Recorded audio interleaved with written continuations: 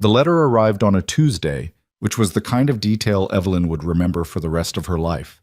Not because Tuesday held any particular significance, but because she had been in the middle of mending a torn hem on her good winter coat when Margaret, the household maid, brought it to her on a silver tray with the careful expression of someone who already knew the contents and had been rehearsing how to hold her face.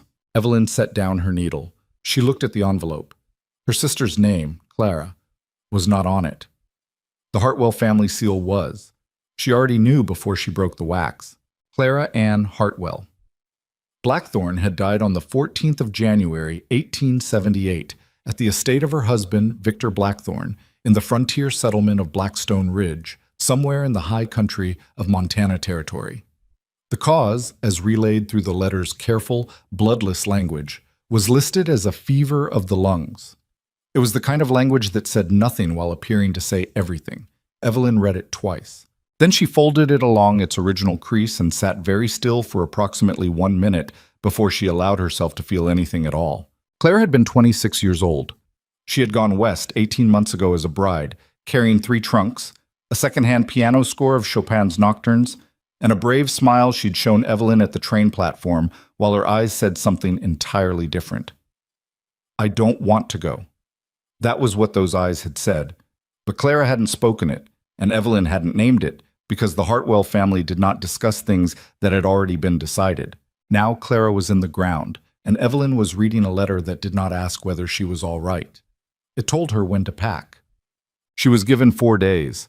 Her father, Edmund Hartwell, conducted the conversation from behind his desk in the way he conducted all difficult conversations, with the posture of a man explaining an unfortunate but necessary business matter, and the expectation that no one would be foolish enough to make it personal. "The Blackthorne arrangement represents a significant portion of our Western holdings," he said. "Victor is a reasonable man.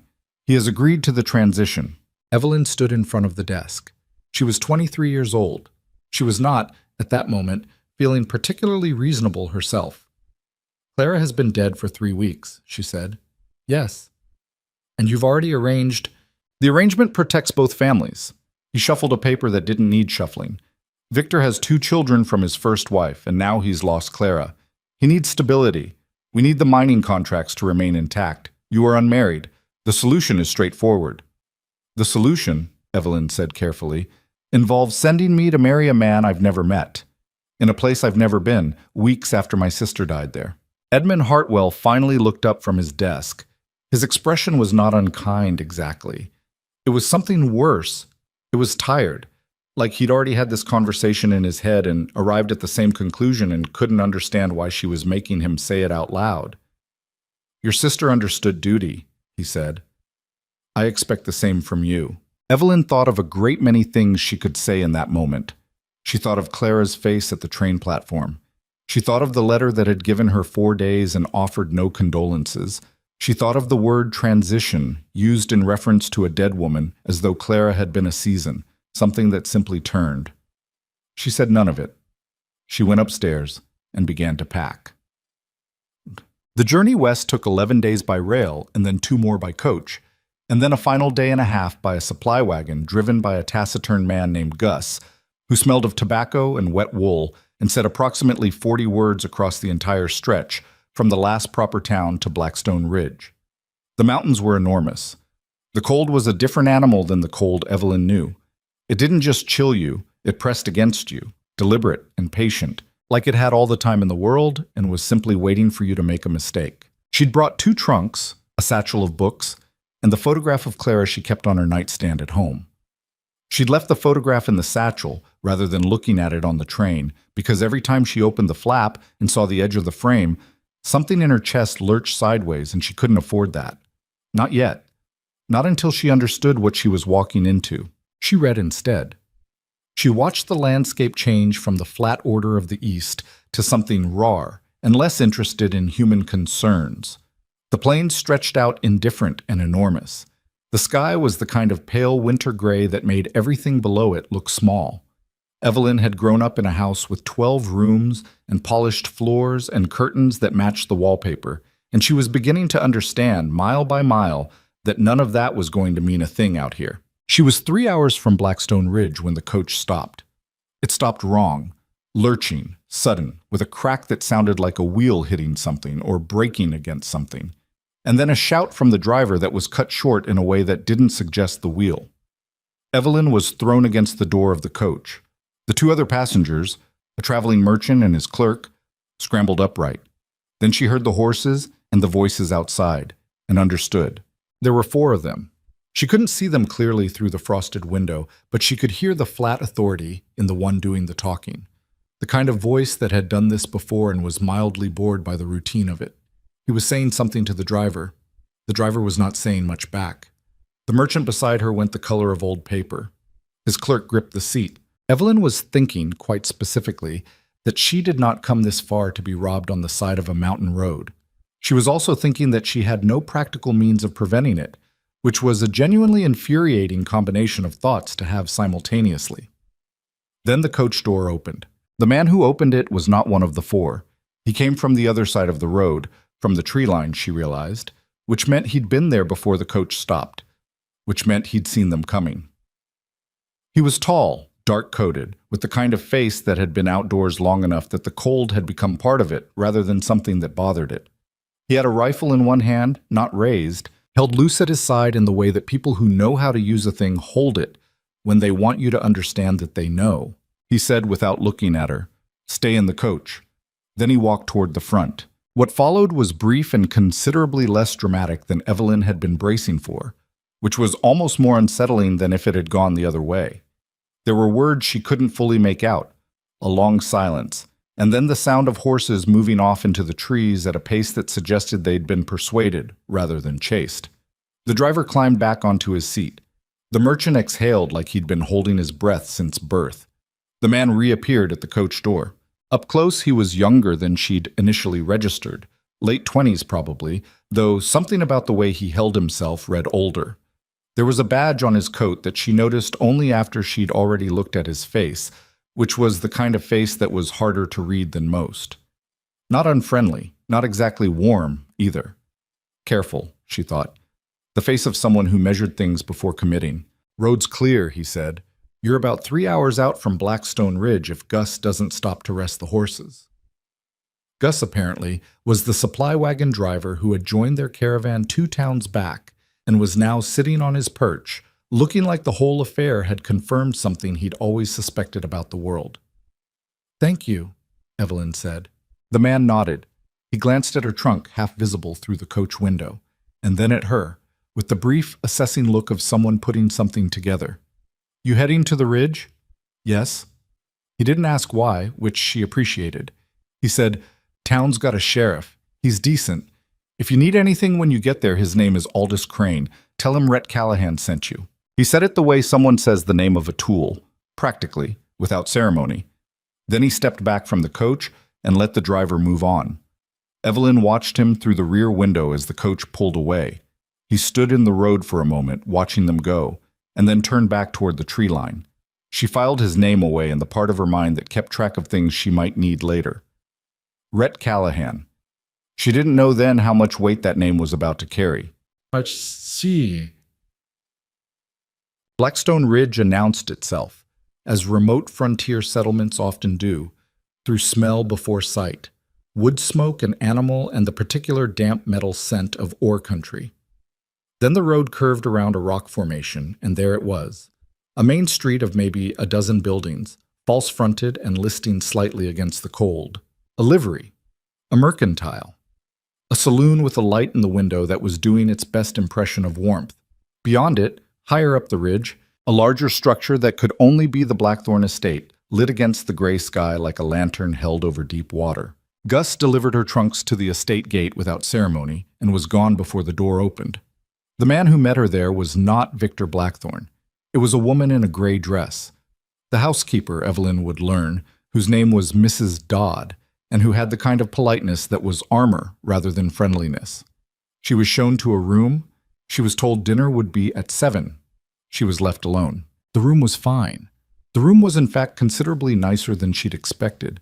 Heavy curtains, a real bed, a writing desk near the window. It was also, she noticed after Mrs. Dodd left, the room with the lock on the outside. She stood looking at that lock for a moment. Then she turned and looked at the room instead. At the curtains, the desk, the particular angle of the window, and thought, Clara was here. Not speculation. Knowledge, the kind that settled in her body rather than her head. She crossed to the desk and opened the top drawer and found nothing. She opened the second drawer and found a folded handkerchief, white linen, embroidered at the corner with a tiny C. She held it and didn't breathe for a moment. Then she folded it again and put it in her coat pocket and went to wash her face before dinner. Victor Blackthorne was, by most external measures, an impressive man. He was 43, broad-shouldered, with dark hair silvering at the temples in the way that tends to make men look distinguished rather than old. He dressed well, better than you'd expect from someone this far into the territory, and he had the practiced ease of someone who had spent years understanding that the way you move through a room was its own form of power. He stood when she entered the dining room. He smiled. He said he was grateful she'd made the journey and that he hoped the road hadn't been too difficult. He said all of this without once acknowledging that her sister was dead. Not a word.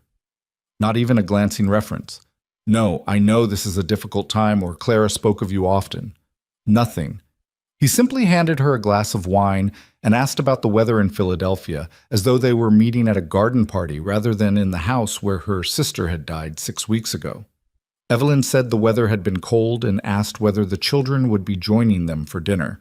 Something shifted in his face, nearly imperceptible, a tightening around the eyes. The children take their meals in the nursery, he said. They're still adjusting. To what? She asked, and kept her voice entirely pleasant. To the changes, he said, and refilled his wine glass. She watched him across the table and thought about the lock on the outside of her bedroom door. She thought about Mrs. Dodd's practiced politeness that offered nothing behind the surface of it. She thought about the way everyone in this room, the 2 serving staff who came and went with plates, moved with a particular quality of attention that wasn't quite the attention of people doing their jobs. It was the attention of people who knew they were being watched and had learned to be very careful. I understand the wedding is planned for next month, she said. 3 weeks, he said. I thought it best to proceed efficiently. I hope that's agreeable. The word agreeable sat between them. Of course, Evelyn said. She ate her dinner and answered his questions and gave him nothing that mattered, and when she finally excused herself and walked back down the hallway to her room, she sat on the edge of the bed and let herself think clearly for the first time since she'd arrived. Something was wrong here. Not the vague wrongness of grief, not the jarring wrongness of displacement. Something specific and structural, the way a building can look sound from the outside and have rot in the bones. She didn't know yet what she was going to do about it. She only knew that she was going to have to be very careful and very patient, and that she could not afford to trust anything she hadn't tested herself. She took the handkerchief from her coat pocket and set it on the nightstand. She looked at the small embroidered C in its corner. I'm here, she said quietly, to no one in particular, to Clara, to the room, to the cold beyond the window. I don't know what happened to you yet, but I'm going to find out. The children were named Thomas and Lily. Thomas was 9 years old and Lily was 6, and they were, Evelyn understood immediately upon meeting them, not adjusting. They were surviving, which is a different thing entirely. She found them the following morning in the narrow corridor outside the nursery, standing very still against the wall as one of the older serving women passed with a tray. They didn't speak. They didn't move until the woman was gone. Thomas watched the space where she'd been for an extra moment before he noticed Evelyn. He didn't smile. He looked at her the way children look at something they don't trust yet, but are trying to evaluate fairly, carefully, without the pretense of warmth they hadn't decided she'd earned. You're the new one, he said. My name is Evelyn, she said. I was Clara's sister. Thomas said nothing for a moment. Lily, who had positioned herself slightly behind his shoulder, looked out at Evelyn from that cover with eyes that were impossibly large in her small face. She was nice, Lily said, almost a whisper. She used to sing when she thought nobody was listening. Evelyn felt something shift in her chest. She kept her face still. She did at home too, she said. Badly. She was genuinely terrible at it, but she liked it so she didn't care. It was the right thing to say. Something in Thomas's expression shifted, barely, but there. The calculation softened by a fraction. Papa says we're not to talk about her, he said. I see, Evelyn said. He says it's not good for us to dwell. His voice was flat, reciting rather than speaking. The voice of a child who had been told something enough times that he could reproduce it, but hadn't decided whether he believed it. What do you think? She asked. Thomas looked at her steadily. I think grown-ups say that when they want you to forget about something, he said. He was 9 years old and apparently already understood more about the mechanics of power than most adults Evelyn had met at dinner parties in Philadelphia. She looked at him and thought, Clara, you were worried about these children. I can feel it. Well, she said carefully, I don't think you should forget her, and I'm not going to forget her either. So if you ever want to talk about her, about who she was, things she said, anything, you can talk to me. Lily came out from behind Thomas's shoulder, just slightly. She taught me to braid, she said. She was better at that than singing, Evelyn confirmed. For the first time, very briefly, Lily Blackthorne almost smiled. She met Rhett Callahan again on the 4th day. She'd gone into town, with Mrs. Dodd's permission, extracted through the polite fiction that she needed thread, and a particular kind of hairpin available only at the Mercantile, primarily because she needed to see the town, to understand what Blackstone Ridge was beyond the estate gates. What she found was a settlement in the specific posture of a place that had learned to be careful. People who moved quickly between buildings, who spoke in lower tones than the open air required, who looked at her with expressions that registered recognition and then deliberately did not. They knew who she was. They knew whose house she'd come from, and they were afraid, she understood, not of her specifically, but of what her presence meant and who she was connected to. She was at the Mercantile counter when she heard his voice, low, to the shopkeeper, asking about a supply order, and turned to find Rhett Callahan leaning against the counter 2 feet away, looking equally unsurprised to see her. Miss Hartwell, he said. Mr. Callahan. She studied him. In better light than the roadside had offered, he had the look of someone who hadn't always been a frontier lawman. There was something more deliberate about him than most of the men she'd passed on the main street, like he'd made choices that brought him to this particular patch of territory and hadn't stopped paying attention since. You said you were a deputy. I did. I went looking for the sheriff, Aldous Crane. The woman at the dress shop told me he'd had an accident, broke his leg. Last week, Rhett said. He's mending. So you're managing? Something like that. She looked at him. He looked at her.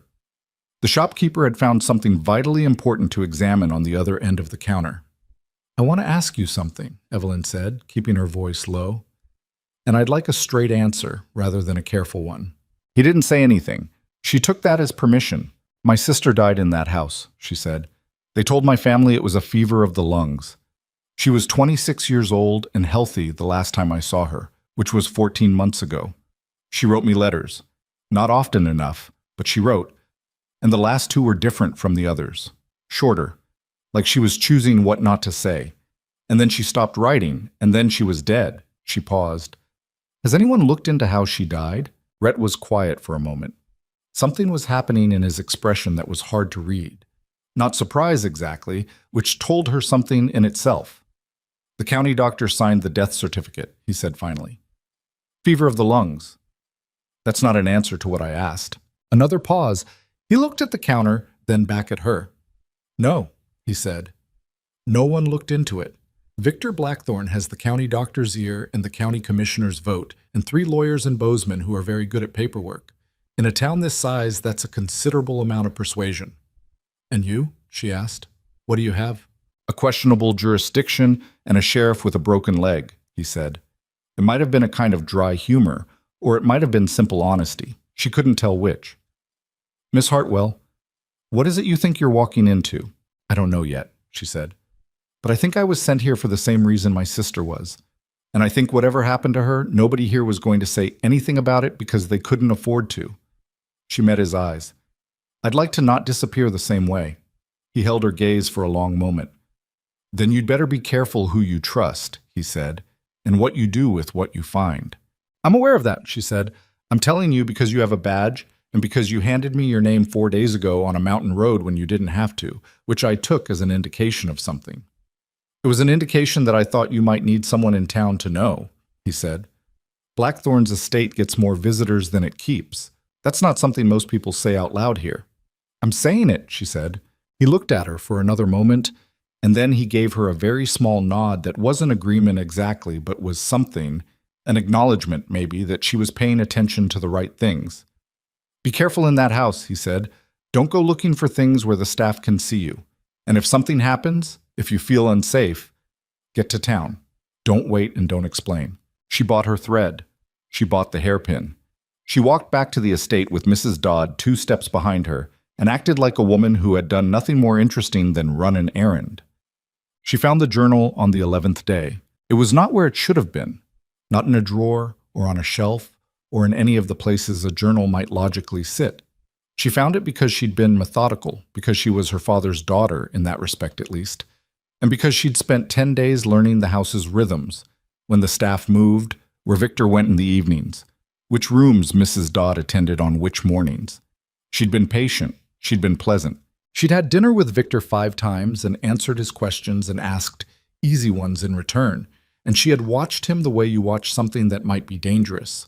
Not with fear, but with the careful, sustained attention of someone who knows that what they're looking at has the capacity to hurt them and intends to understand it completely before anything else. The journal was behind the false back of the small decorative cabinet in the room that had been Clara's sitting room, converted now into a kind of study for Victor's use. She found it in the 20 minutes when Victor was at the mill and Mrs. Dodd was in the kitchen and both serving staff were occupied with the laundry. She'd worked the back panel loose with the kind of care that meant she could replace it exactly as she'd found it. The journal was small, leather-bound, the pages filled with Clara's handwriting, tighter than Evelyn remembered, more compressed, as though she'd been trying to fit more into less space, as though she'd known she might not have much time. She didn't read it there.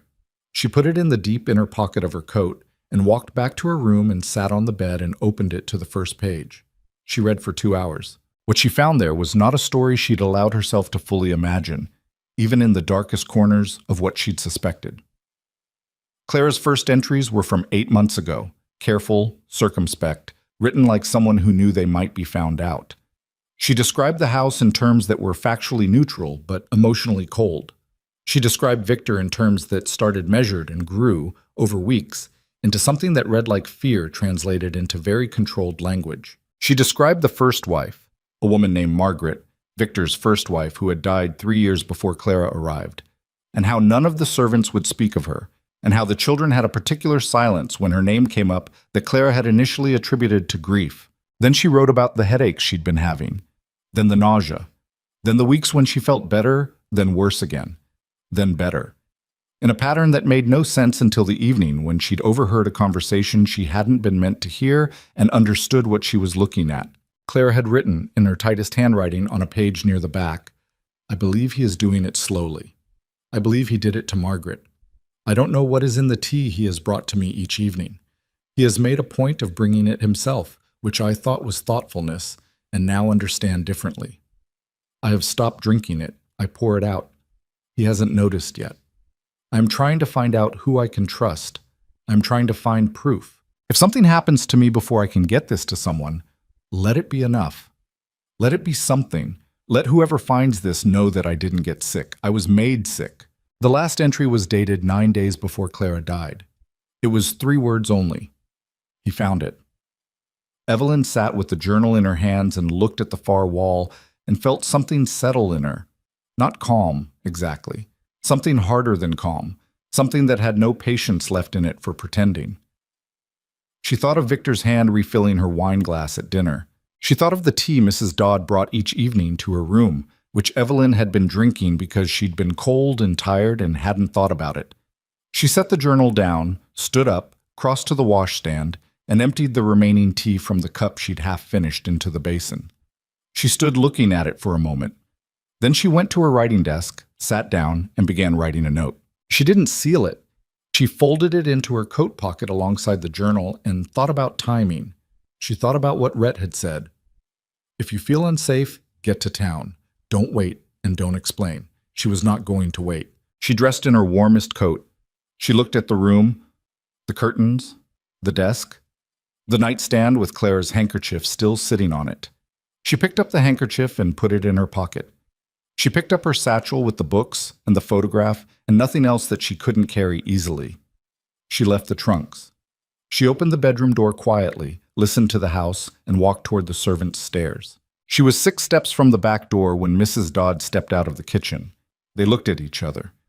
Mrs. Dodd's face did something complicated, a whole conversation happening behind it that didn't reach the surface. She looked at the satchel. She looked at Evelyn's coat. She looked at Evelyn's face. "The back door sticks in cold weather," Mrs. Dodd said after a moment. "You'll need to lift it slightly while you turn the handle." Evelyn looked at her. "He isn't," Mrs. Dodd said very quietly. "A man who lets things go. You understand?" "Yes," Evelyn said. Mrs. Dodd stepped aside. Evelyn lifted the handle slightly as she turned it. The door opened. The cold outside was immediate and enormous, and she walked into it without stopping, across the frozen ground behind the estate, toward the ridge road that led to town, with the journal in her pocket and the photograph in her satchel and the specific terrified clarity of a woman who has understood, finally and completely, what kind of house she has been living in. She didn't run. Running was for people who had somewhere close to reach. She walked quickly, steadily, with her head down against the wind, and she didn't look back. She had 3 miles to cover before she reached Blackstone Ridge. She had a journal that could destroy a man, and she had the name of the only person in this territory she was willing to trust. Rhett Callahan. She repeated it to herself like a direction as she walked. As the wind came off the mountain and the cold settled against her, and the estate lights behind her stayed lit in the dark, still and ordinary, not yet knowing she was gone. The cold hit her like a wall the moment she cleared the estate's back fence, and it didn't let up. 3 miles of frozen road between her and Blackstone Ridge, and the wind coming down off the mountain in long, sweeping gusts that found every gap in her coat and stayed there. She kept her head down and walked fast, not quite running, because running on iced ground in the dark was how you ended up with a broken ankle and nobody to find you until morning, but fast enough that her breath came in visible clouds and her feet numbed inside her boots before she'd covered the first half mile. She didn't let herself think too hard about what she'd left behind. The trunks, the room, the careful fiction of a woman settling into her new life, learning the house, counting the weeks to a wedding she had never intended to go through with. All of it abandoned. What she had was the satchel over one shoulder and the journal in her inner pocket and the handkerchief with Clara's embroidered C pressed against her ribs, and she told herself that was enough. It had to be enough. The lights of the town appeared after what felt like longer than 3 miles. It always does, in cold like that, when you're alone and the dark is thorough and your mind keeps offering you thoughts you'd rather not have. She walked toward them the way you walk toward the only lamp in a large room, with the particular relief of something that hasn't gone out yet. The sheriff's office was on the far end of the main street, a low building with a light in the window that suggested someone was still awake at this hour, which was late enough that the saloon had gone quiet. She pushed the door open and the warmth inside hit her so suddenly that she stopped in the doorway for a moment, just breathing it. Rhett Callahan was at the desk. He had papers in front of him and a cup of something that had probably been coffee 2 hours ago, and he looked up when she came in with the expression of a man who had been waiting for bad news long enough that he'd stopped being surprised when it arrived. He took one look at her, the satchel, the coat, the fact that she was alone and had clearly walked from somewhere, and stood up. "Are you hurt?" he asked. "No? Did someone see you leave?" "Mrs. Dodd." She came fully inside and pulled the door shut. Her hands were shaking slightly, which she registered with some irritation as she worked the buttons of her coat. "She let me go, told me the door sticks in the cold." Something passed across his face that was hard to name. "How long ago?" "An hour, maybe a little more." She reached into her inner pocket and pulled out the journal, set it on the desk in front of him. "I need you to read this." He looked at it without touching it. "What is it?" "My sister's journal." She sat down in the chair across the desk without being invited, because her legs had decided they'd done enough for one evening. She believed Victor was poisoning her. She believed he'd done it to his first wife before her. She was trying to find proof when she died. She paused. The last entry is 9 days before her death. It says he found it. The journal. Rhett picked it up then. He opened it carefully, like he understood what it was, and read the first page in silence, then several more. He read the way someone reads when they're not just taking in words but building something from them, measuring, cross-referencing against things they already know. He set it down. "There's a man," he said. "Works at the estate. Former stable hand named Decker. He left Blackthorn's employment about 7 months ago. Nobody asked him why, and he didn't volunteer it, but he's been quiet in a particular way since the way people get quiet when they know something they don't know what to do with." He looked at her. "I've been watching that house for a year, Miss Hartwell." She absorbed this. "You suspected." "I suspected. Suspecting and proving are different problems, especially when the man you're suspecting has the county commissioner in his pocket." He leaned back in his chair, something shifting in his expression. Frustration, old and worn down from long use. "The first wife, Margaret. She died 4 years ago. Same story, fever, quick decline, county doctor signed off without blinking. Victor was through his grief and had business interests in Philadelphia within the year, which is how he found Clara." "It's he." "What?" He paused. "Your family. My father's business interests and his complete failure to ask obvious questions," Evelyn said. She said it flatly, without particular bitterness, because she'd already spent the 3-mile walk working through the bitterness and arriving at something colder and more useful on the other side of it. "The journal isn't enough on its own," Rhett said. "It's a dead woman's private writing. Blackthorn's lawyers will call it the work of a sick, frightened mind, someone feverish and confused who wrote down delusions. We need physical evidence. We need someone who can testify to what they saw." "Mrs. Dodd knows something," Evelyn said. "She didn't step aside because she's careless. Mrs. Dodd has 3 children and a dead husband, and she's been in that house 12 years. She knows exactly what stepping forward means." He looked at Evelyn steadily. "You can't go back." "I know. He'll look for you when he realizes you're gone. He'll come to town first." "I know that too." She looked at him.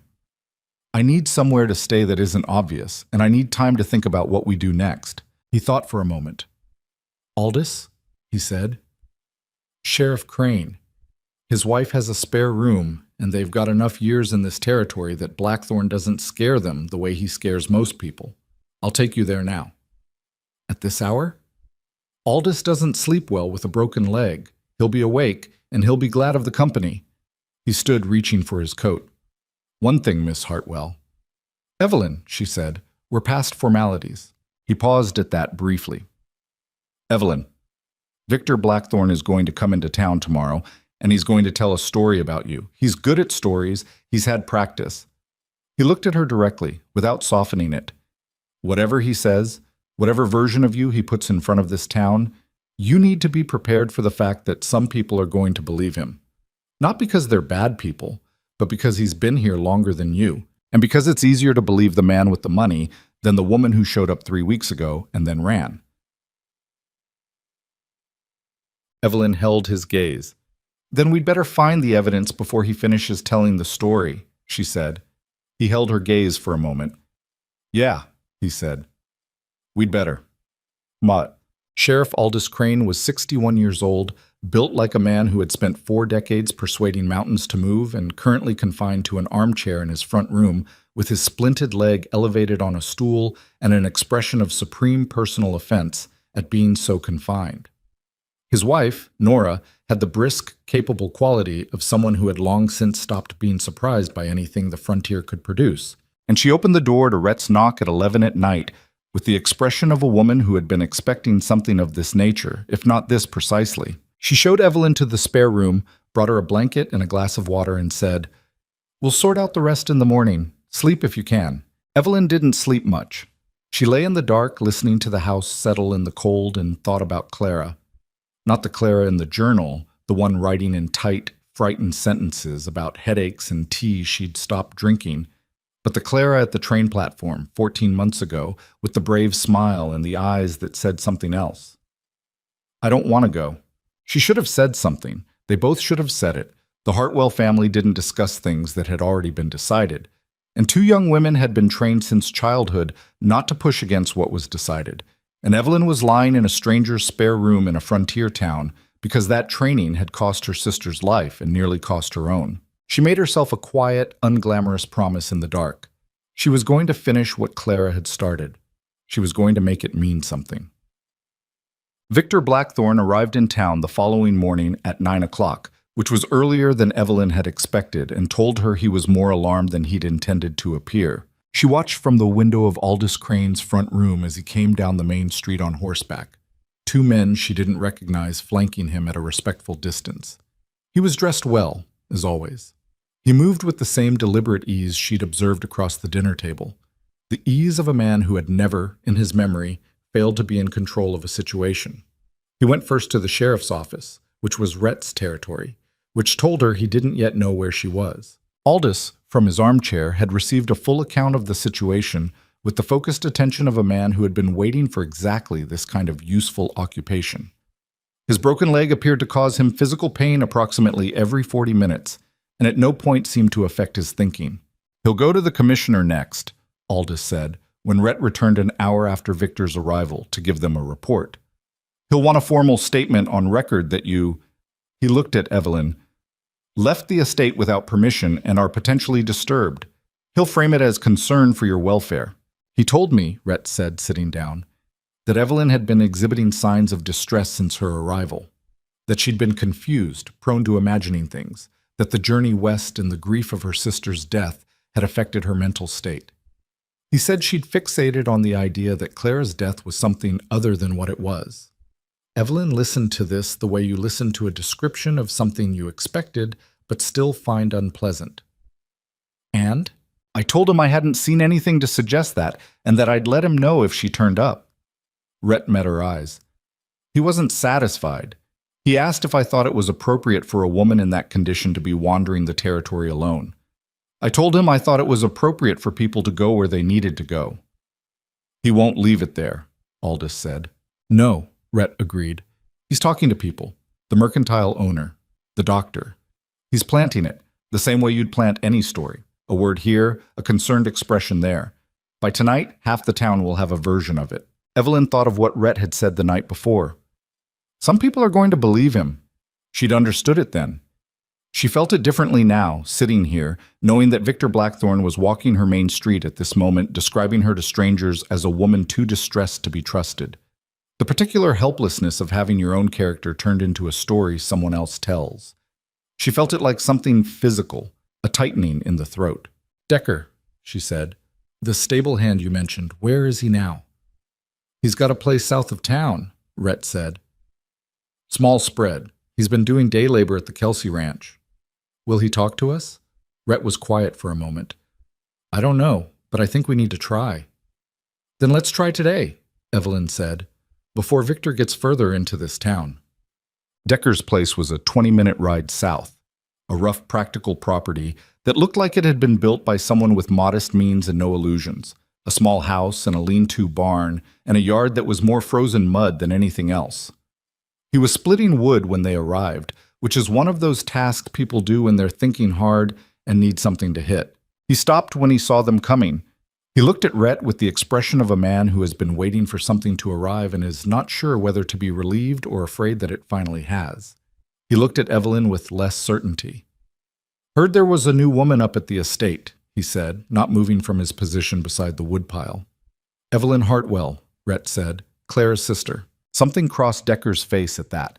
A complicated movement, guilt and sorrow overlapping. He put the axe down very carefully, like he was making a decision. "What do you want?" he asked. "I want to know what you saw," Evelyn said, "when you worked there." Decker looked at the ground. He was a large man, mid-30s, with hands that had done hard work long enough that they'd changed shape around it. He shook his head once. Not refusing, she thought. Trying to decide. "I've got 2 daughters," he said.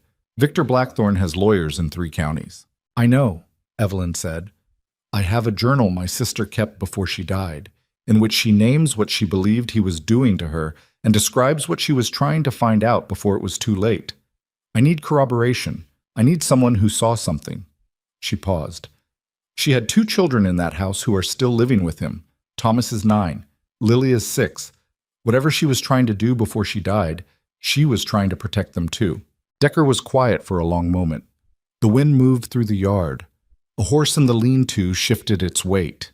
"The tea," he said finally, not looking at her. He made a point of it, preparing it himself, which nobody thought anything of at first, Seemed like the kind of gesture a man makes to his wife.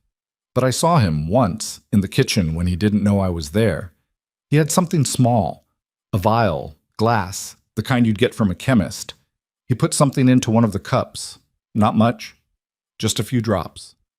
He stopped, started again. I told myself I'd misunderstood what I'd seen. I told myself that for 3 months. Then Mrs. Blackthorne, Clara, got sick. And then she died. And then I couldn't stay there anymore. The silence after that was the kind that needed to be respected for a moment before anyone spoke into it. Would you testify to that? Rhett asked quietly. Decker finally looked up. If there was a case. If you could make it stick. If it wasn't just my word against his. He looked at Evelyn. Your sister. She was the kind of woman who didn't deserve what happened to her. She used to bring water out to the stable in the hot weather. Little things like that. She didn't have to. Evelyn felt the tightening in her throat again and pushed past it. There will be a case, she said. We're going to make one. The problem was time, and the fact that Victor Blackthorne had more of it on his side than they did. By the second day, the story had settled into town the way stories do. Not through any single dramatic moment, but through accumulation. A dozen small conversations that built the same structure from different angles. People who didn't know Evelyn and had no particular reason to disbelieve Victor Blackthorne had been given a narrative that was internally consistent and emotionally satisfying. A grief-stricken young woman, unmoored by loss, who had arrived in an unfamiliar place and become convinced of things that weren't there. Victor had even managed to frame his concern with what sounded like genuine pain. I only want what's best for her. Her family trusted me to care for her, and I failed to see how fragile she was. It was, Evelyn thought grimly, a masterful piece of work. He'd had practice. The commissioner has agreed to receive his formal statement tomorrow, Rhett told them that evening, back at Aldous' house. Which means there'll be a record, which means Blackthorne's lawyers can use it to establish precedent if there's any future proceeding. What do we need? Aldous asked. Physical evidence, Rhett said. The journal is support, Decker's testimony is support, but if we're going to make a criminal case, we need something concrete. Something that can't be explained away. The vial, Evelyn said. He used a glass vial, according to Decker. If he's been doing this, if he did it to Margaret before Clara, those things don't vanish. He'd want to keep control of them. She thought about the estate, the room she'd moved through in 11 days, the parts of the house that hadn't been accessible to her. His study, the private one, not the one he receives visitors in. I never saw inside it. The door was always locked. You're not going back in there, Rhett said. I wasn't suggesting I do it alone. He looked at her. The expression on his face was complicated. Something between reluctant respect and the specific exasperation of someone who has already understood that the person they're talking to has made up their mind and arguing is going to be largely ceremonial. If Victor sees you anywhere near that estate, Victor is in town, she said. He's been in town for 2 days, making his case to anyone who will listen. He's not going back until he's finished, because walking away from his campaign right now would undermine the story he's telling. She leaned forward. Which means there's a window, not a large one, but a window. Aldous made a sound from his armchair that could have been agreement or could have been the particular noise he made when his leg bothered him. She's not wrong, he said. Rhett looked at the ceiling, then he looked back at Evelyn. I'll go in, he said. You're not setting foot on that property. I know the layout of the house, she said. You don't. Then you describe it to me. It won't be enough. You don't know which floorboard creaks on the back stairs, or that the study door requires the handle to be turned all the way before you push or it catches, or that Mrs. Dodd takes her supper in the kitchen from 5:30 to 6 precisely, every evening. She met his eyes. I'm not trying to be reckless. I'm trying to be useful. There's a distance between those two things that I'm not sure you've fully accounted for, he said. I've accounted for it, she said. I just think the alternative is worse. Another silence. Rhett ran a hand across the back of his neck, a gesture she was beginning to recognize as the specific physical expression of him working out that he wasn't going to win this and deciding how to make the best of it. We go in when Victor's occupied, he said. You wait outside. If I need guidance, you'll be close enough. If something goes wrong, you get back to town. Agreed, she said, quickly enough that he gave her a look that suggested he knew she'd agreed too fast. I mean it, he said. if something goes wrong. I said agreed, Callahan. Aldous made the sound again. This time it was definitely amusement. Mom. They went the following evening, in the hour between 5:30 and dark, when the light failed early in winter and the estate sat in the particular blue-gray dusk of the high country. Rhett went over the fence at the east side, where the grounds crew didn't maintain the line as clearly.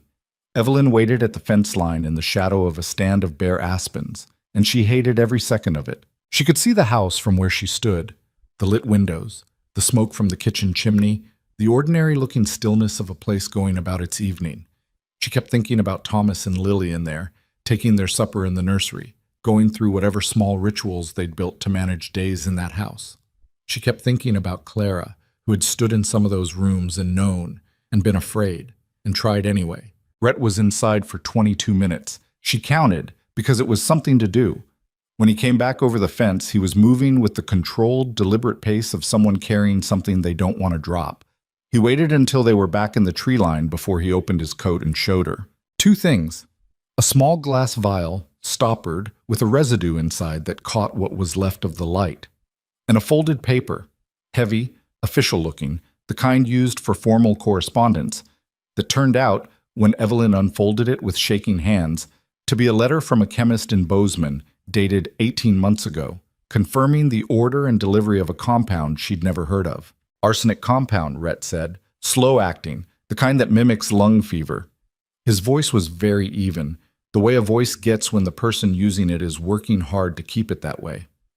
The letter is addressed to Victor Blackthorne by name. Evelyn looked at the letter in her hands. She looked at the vial. She thought about Clara writing he found it in the last entry of a journal she'd hidden behind a false panel and still had found. She thought about Clara at 26, frightened and trying to find a way out, running out of time. "That's enough," she said. Her voice came out steadier than she expected. "That's enough to make a case." "It's enough to start one," Rhett said. He was watching her face. "Are you all right?" She looked at him. It was a strange question and a genuine one, and for a moment she didn't know what to do with the directness of it, with being asked that plainly by someone who actually wanted to know the answer. "No," she said honestly, "but I will be." He nodded, accepting that without pushing further, which was the right thing to do, and she appreciated it. "We need to get these to Aldous, and we need to move fast. If Victor finds that room has been accessed, we lose the element of surprise." "He'll know someone's been there?" "I was careful. But he'll go back eventually, and he'll notice, because men like Victor always notice. It's how they maintain control.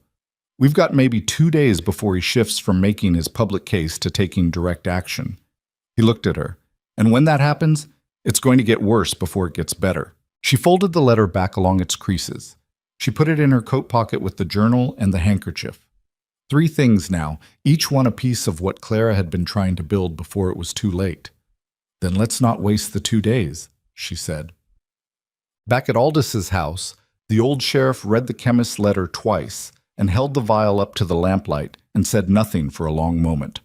Nora brought coffee that nobody was really going to drink and stood in the doorway with her arms folded, listening. "County Court," Aldous said finally. "Judge Harlan is in Helena right now, but he rotates through Blackstone Ridge every 6 weeks. He's due in 12 days. He set the vial down with great care on the table beside him. "If we can hold this together for 12 days, we can get it in front of someone who isn't on Victor's payroll." 12 days is a long time," Rhett said. "I know it is." Aldous looked at him steadily. "You'll need more than this. Decker will testify." "Who else?" "The children," Evelyn said. Both men looked at her. "They're 9 and 6, she said. "I know, but they remember things. Children always do. Thomas said things to me in the first days I was there that he'd been told not to say. He's holding it because he has no place to put it and no one to tell it to." She looked at Aldous. If there was a proceeding with the right questions asked carefully, Thomas would tell the truth. I believe that. Aldous studied her.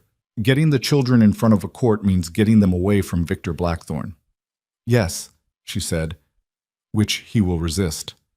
"Yes, which could get ugly." "I know," she said.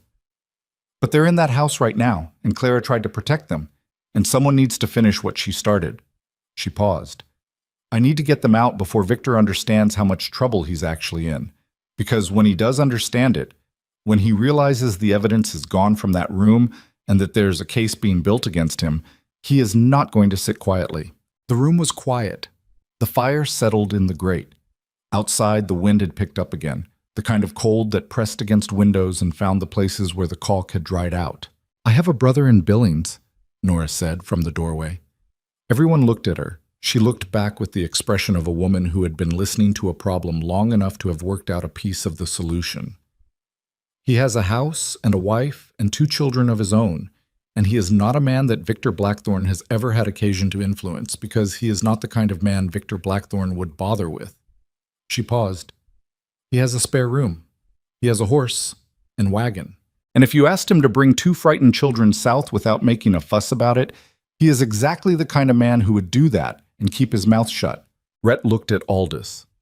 Aldous looked at Nora with the expression of a man who had been married to this woman for 37 years and was still, on occasion, caught off guard by her. "How fast can you get word to him?" Rhett asked.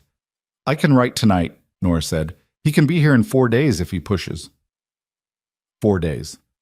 Which left 8 days before Judge Harlan arrived. Which was enough time if nothing went wrong. If nothing went wrong. Evelyn looked at the glass vial on the table, small and ordinary looking and devastating. She thought about Victor Blackthorne on the main street of this town, planting his story with the patience of a man who was certain of his own immunity. She thought about Decker at his woodpile, holding 12 months of guilty silence that he was finally willing to break. She thought about Mrs. Dodd lifting slightly as you turn the handle. The door sticks in cold weather, and what it had cost that woman to say those 7 words. She thought about Clara's last journal entry, 3 words in small, frightened handwriting. He found it. This time, Evelyn thought, let him find nothing. Let him come back to that room and find the absence of his evidence and understand what that meant. Understand that somebody had gotten there first, that the ground had shifted under him while he'd been busy constructing a story. Let him feel what it was to have the thing you thought was safely buried suddenly missing. Let him feel that the way Clara had felt it, and Margaret before her, and every person in that town who had spent years learning to be careful. Evelyn pressed her hand flat against her coat pocket, where the letter rested against the journal, against the handkerchief, with its small embroidered C. She was not disappearing. She was not running. She was not the grief-stricken, fragile woman that Victor Blackthorne was describing on the main street of this town. She was Clara's sister, and she had 12 days, and she intended to use every single one of them. Victor Blackthorne discovered the room had been accessed on the morning of the 3rd day. Evelyn knew it before anyone told her, because she was watching from Aldis's front window when his horse came down the main street at a pace that was not quite controlled. Not galloping, Victor was too careful for that, but faster than a man of his bearing typically moved through a town where he intended to look untroubled. He had one of his flanking men with him, this time, instead of 2, which told her the other had been sent somewhere else, which told her he was already moving on multiple fronts. "He knows," she said. Aldous looked up from the letter he'd been dictating to Nora. "How long before he makes a move?" "Today," she said. "He won't wait." She was right. Rhett came in 40 minutes later with the particular walk of someone who has been managing several things at once and is running low on patience for all of them. He pulled the door shut, leaned against it, and looked at Evelyn with an expression that had skipped past careful and arrived directly at honest. "He went to the commissioner this morning," Rhett said. "Filed a formal complaint. He's claiming you stole personal property from the estate when you left. Specifically, certain documents and personal effects belonging to his late wife, which he says you took without permission." He paused, letting that land. "It's a legal mechanism. If the commissioner accepts it, he can compel a search of wherever you're staying and recover what was taken." Evelyn understood immediately. "He's not trying to recover anything," she said. "He's trying to get the journal and the chemist's letter back." "Yes." "Does the commissioner know about our evidence?" "The commissioner," Aldous said from his chair with a certain dryness, "has been receiving Victor Blackthorne's hospitality every hunting season for 6 years. I wouldn't count on the commissioner for anything useful right now." "How much time do we have?" Evelyn asked. Rhett crossed his arms. "The commissioner has to process the complaint formally, which takes at least a day. But Victor doesn't necessarily wait for formal processes. He's got the two men with him, and I'd bet there are more he can call on. Men who do work for the mining operation that isn't strictly about mining. He looked at her steadily. We need to move the evidence somewhere he can't touch it, and we need to move it today. Nora's brother, Evelyn said. He's still 3 days out, Nora said from the corner, already thinking ahead of the conversation, already calculating. Then it doesn't go with him, Aldous said. Rhett, Judge Harlan. He's in Helena. I know where he is. Can you reach him? Rhett was quiet for a moment. I can send a wire. Whether he acts on it is another question. Harlan's a fair man, but he's not going to ride 3 days into the territory on the basis of a telegraph message unless I give him something compelling enough to justify it. Then give him something compelling, Aldous said. Give him the chemist's letter, not the original. Copy it out word for word and send it with the wire. If Harlan reads that letter, he'll come. It was a reasonable plan. It was also, Evelyn understood, a plan that depended on a judge in Helena deciding in the next 24 hours that what a frontier deputy was telling him was worth 3 days of winter travel, which was not a guaranteed outcome. What about the children? She asked. The room went slightly quiet. This was the question everyone had been circling around since Nora's brother had been mentioned, the question with the most variables and the least margin for error. 3 days, Rhett said. Nora's brother gets here in 3 days. We can't move them before that. And if Victor decides to take the children somewhere else before 3 days are up? Evelyn asked. If he realizes we're building a case and decides that Thomas and Lily are liabilities rather than assets? Nobody answered immediately because nobody had a good answer. The fire in the grate said something in the language of settling wood. Outside, the wind had dropped, which sometimes meant the cold was getting worse, preparing itself for something more serious.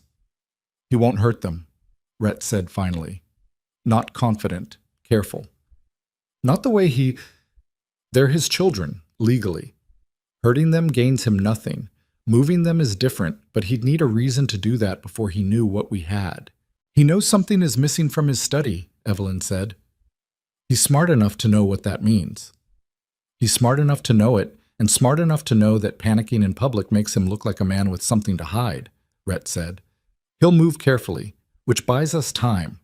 Not much, but some. She thought about Thomas's face on the first morning, standing in the hallway outside the nursery with his back against the wall. She thought about Lily saying she taught me to braid. She thought about what it meant to leave them in that house for 3 more days, while the man who had poisoned their stepmother understood that the ground was giving way beneath him. She didn't like it. She didn't have a better option. That was the specific, grinding difficulty of a situation like this one. Not a shortage of courage, but a shortage of good choices, and having to pick from the ones that remained. 3 days, she said. Then we move. Rhett sent the wire to Helena that afternoon. He wrote the cover message in the careful, specific language of a man who has learned that official communications need to say exactly enough and no more.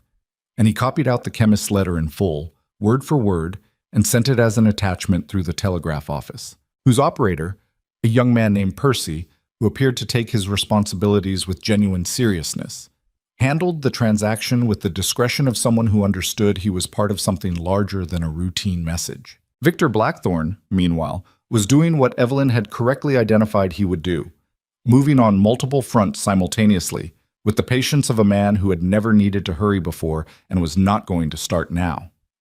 He met with the commissioner. He had a long conversation at the saloon with 3 men whose names Rhett recognized and whose employment history suggested they weren't minors. He sent a letter to Bozeman, which Rhett learned about through the same postal routes that Victor used, because Percy the telegraph operator had a cousin who worked at the post office and had long since concluded that Victor Blackthorne was not someone he wanted ruling this town forever. The information that came back was not good. The letter to Bozeman was to Victor's legal team. 3 sentences requesting their immediate presence, which meant they could be in Blackstone Ridge within 5 days if they pushed. 5 days. Judge Harlan, if he came at all, would take 8. We're going to run out of time, Rhett said that evening. He said it the way he said difficult things, plainly, without dressing it in language that softened the shape of it. He was sitting across from Evelyn at Aldis's kitchen table, both of them with untouched coffee going cold. Harlan may come, but his lawyers will be here first, and the first thing they'll do is find a way to discredit every piece of evidence we have before it gets in front of a judge. The journal, Evelyn said. A dead woman's private writing, written during what they'll describe as a period of illness and mental instability. The chemist's letter. Victor will claim he ordered the compound for industrial use. The mining operation uses various chemical agents. He'll have someone ready to explain that. The letter alone without the vial might not be enough. The vial has residue in it. Residue that needs to be analyzed by someone qualified, which means sending it to a chemist or physician somewhere that isn't in Victor Blackthorn's pocket, which means time we don't have. Evelyn looked at the table. She looked at her coffee. She thought about the shape of what they had, the journal, the letter, the vial, Decker's testimony. And she thought about Victor's lawyers taking each one and working on it like a loose thread, pulling until the whole thing unraveled. Then we need more people, she said. Not official testimony, not legal documents.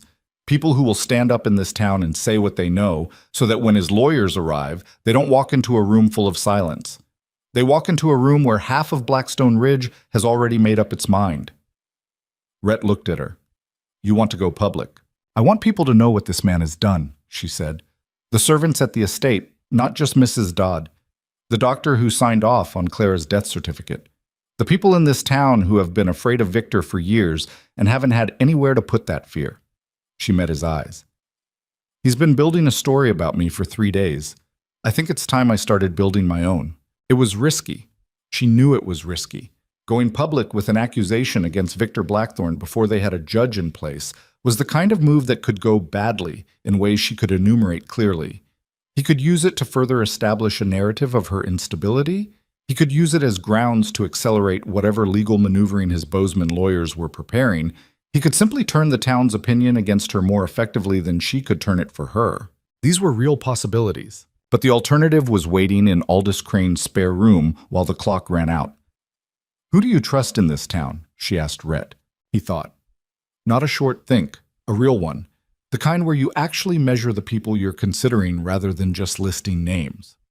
Ben Kelsey, he said finally. He runs the biggest cattle operation in the valley. Victor's tried to acquire his water rights twice, and Ben's refused twice. He doesn't like Blackthorn, and he's not afraid of him, which puts him in a small category. He paused. Reverend, he stopped himself. The school teacher, Mrs. Aldridge. She's been in this town 15 years, and she taught Thomas Blackthorn his letters, and she told me once, quietly, that something about that household worried her. She didn't say more than that. She might say more now, Evelyn said. She might. He looked at her with the expression she was coming to know, reluctant, assessing, working out how much he could argue this down. I'll talk to Kelsey. You talk to Mrs. Aldridge. Don't go anywhere alone. Don't go near the main street if Victor's men are visible. I understand. Evelyn? He said her name in the particular way he'd been saying it for 2 days now.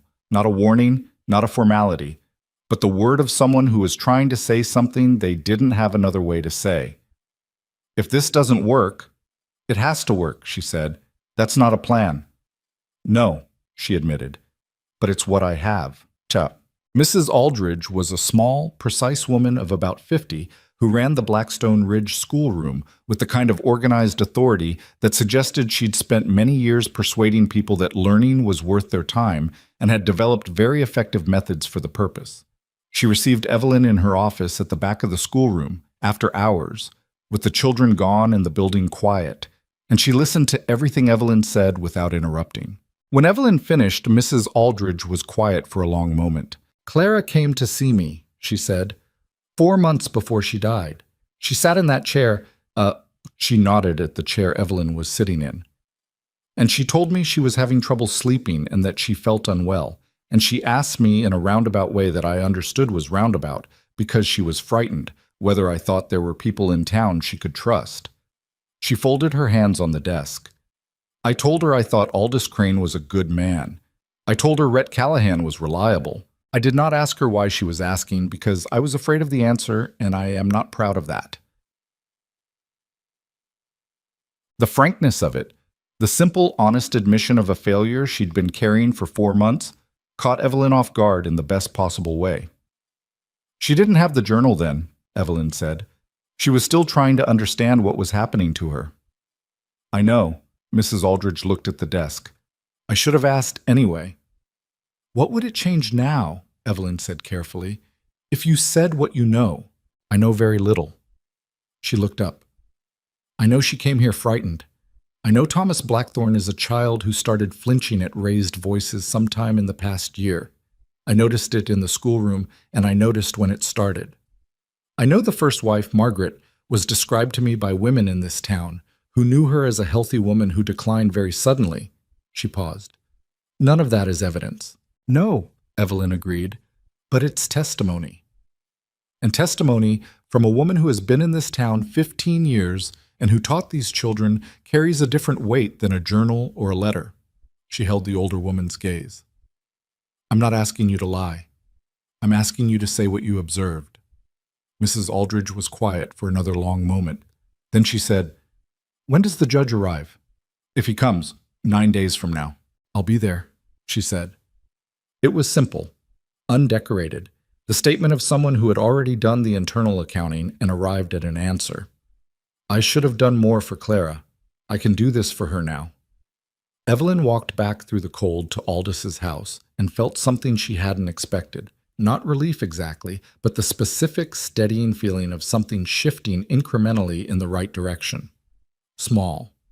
Not enough on its own, but real. The moment Victor made his first direct move came on the evening of the second day, and it came not at Aldous Crane's house, but at Decker's property. Rhett got there 20 minutes after it happened because Decker had managed to get a boy on a fast horse to the sheriff's office with a message, and the message was 3 words. They came here. By the time Rhett arrived with Evelyn, she had insisted on coming, and he had not wasted time arguing. Decker was in his yard with a split lip and a look of controlled fury, and one of his barn walls had a new crack in it that hadn't been there that morning. 2 men, Decker said. His voice was flat and tight. I didn't know them. Not regular mining crew. They were different.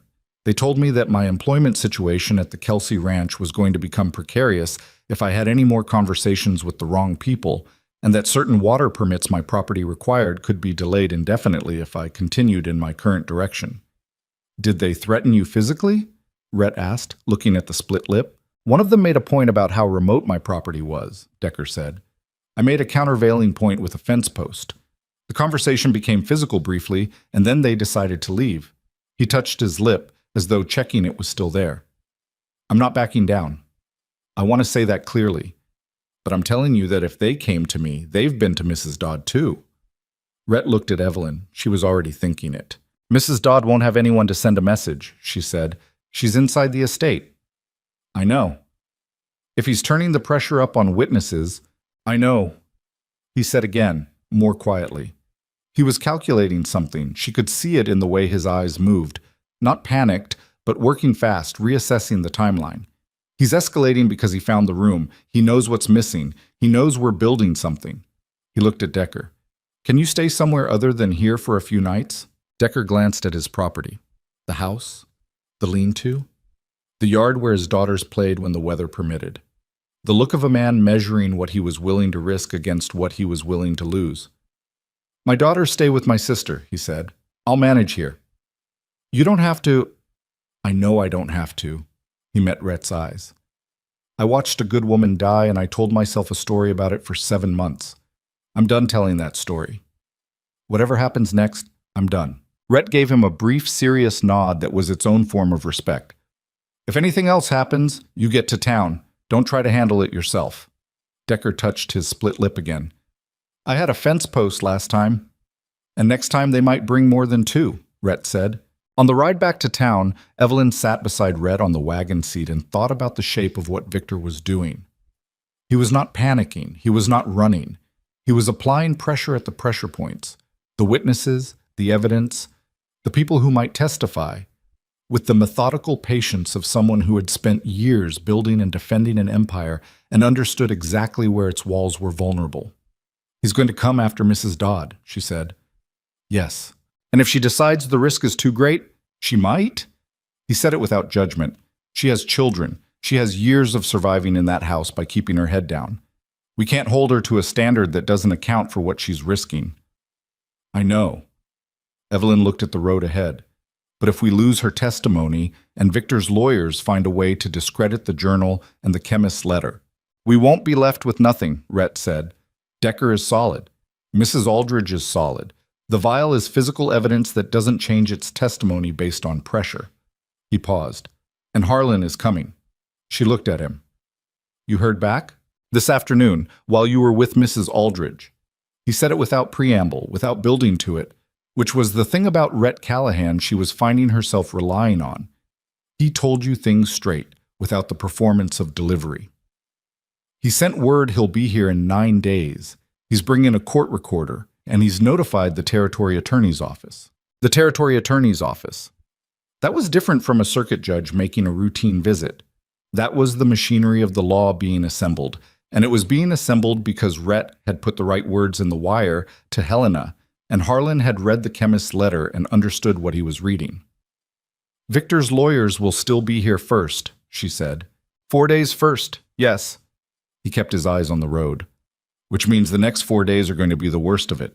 He's going to use everything he has before Harlan arrives and takes the situation out of his local control. Evelyn thought about that. She thought about 4 days, 100 hours, give or take, of Victor Blackthorne turning the full weight of his money and his lawyers and his decade of cultivated influence against everything they'd built. She thought about Mrs. Dodd inside the estate, knowing something and holding it, weighing the cost of saying it against the cost of staying silent. She thought about Thomas and Lily, taking their supper in the nursery, going to bed in rooms she'd been in, unaware that the ground beneath their whole world was in the process of giving way. The children, she said. Nora's brother. When does he arrive? Tomorrow evening, if the weather holds. She did the calculation. Tomorrow evening they could move the children. That left 4 days before the lawyers arrived, 9 before Harlan. If the children were out of the house before Victor's legal team landed, before he could use them as leverage or move them somewhere beyond reach. I need to get into the estate one more time, she said. Rhett turned to look at her. He had a look on his face that was somewhere between tired and something else, something that wasn't quite exasperation because it had too much understanding in it. No, he said, not for evidence. I need to talk to Thomas. Evelyn? He's 9 years old and he's going to be frightened when things start happening, she said. I don't want the first time he understands that someone is coming for him to be when a stranger shows up and tells him to get in a wagon. He needs to know before that. He needs to know someone is coming who he trusts. She paused. He trusted me. In the limited way a 9-year-old who doesn't trust anyone can trust someone. But it was something. Rhett was quiet for a long moment. The horse moved steadily through the cold. The road ahead was empty, the sky above it the particular dense black of a moonless winter night.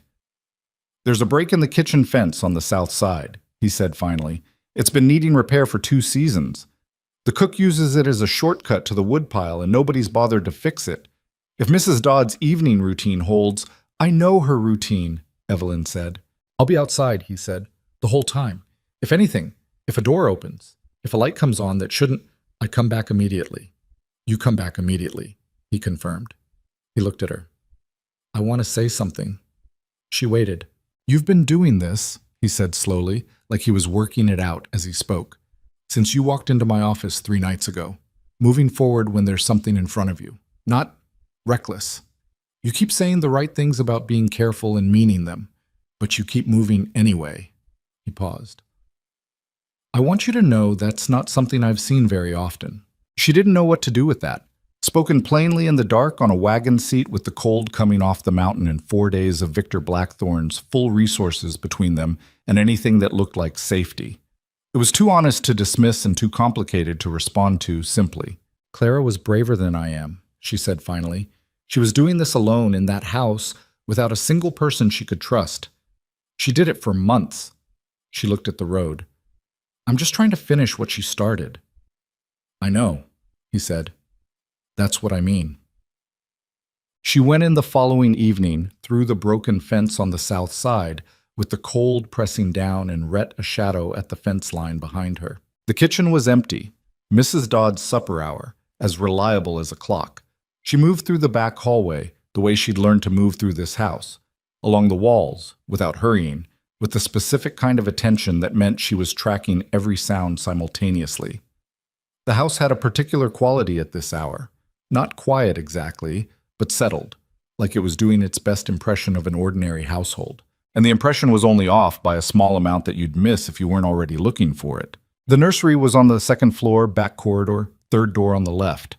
She'd been there twice in the 11 days she'd spent here. She went up the servants' stairs, which she knew, and down the corridor she knew, and she knocked very lightly on the third door. Silence. Then the particular silence of someone on the other side of a door deciding whether to answer.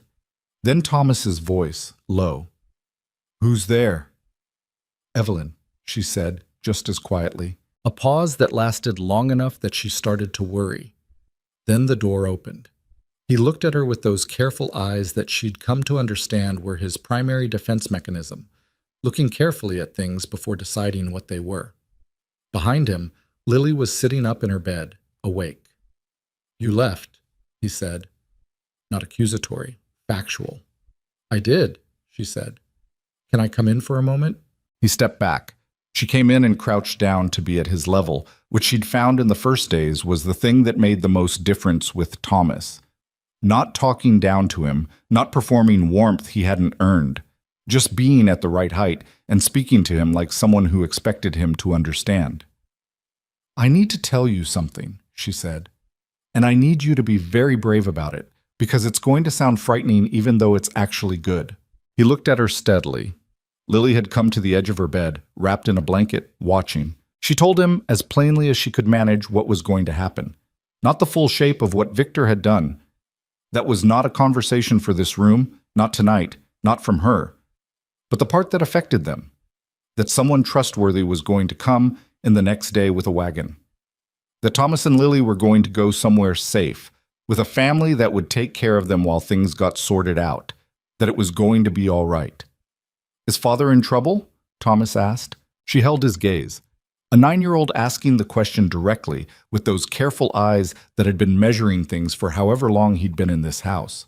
He deserved a real answer. "Yes," she said. He absorbed this. He looked at the floor, then back at her.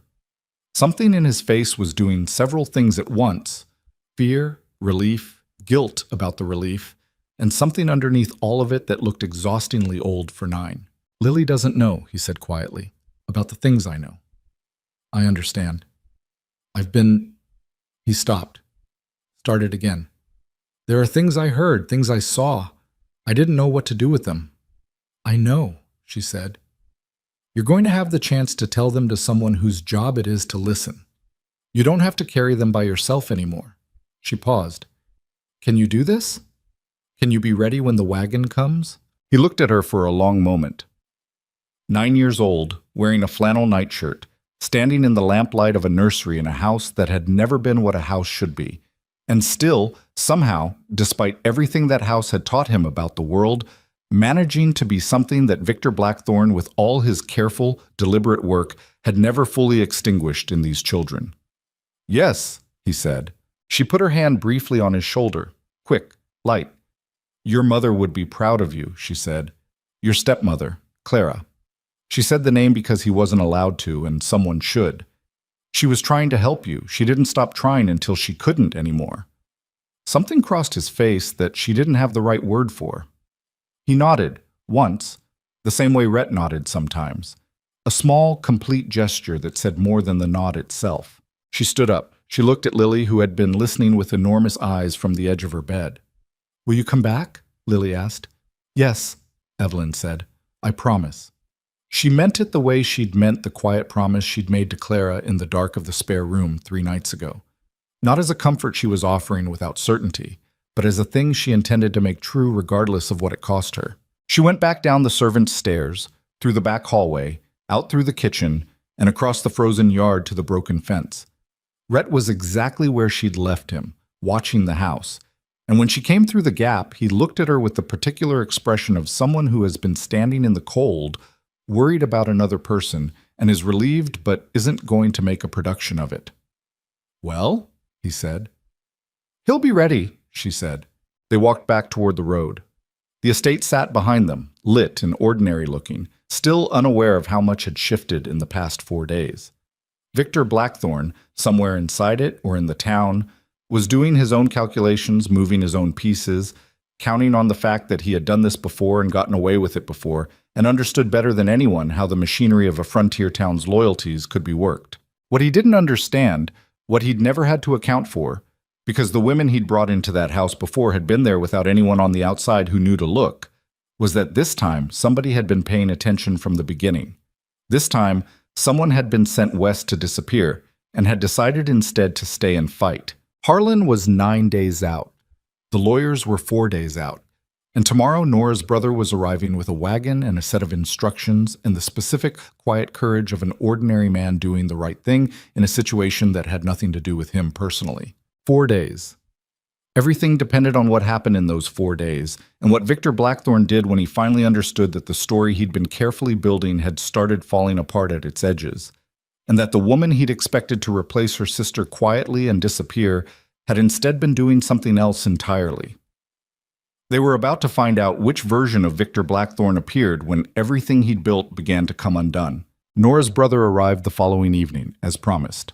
His name was Cal Whitmore, and he was exactly the kind of man Nora had described, broad-shouldered, unhurried, with the face of someone who didn't ask unnecessary questions and didn't need situations explained to him twice.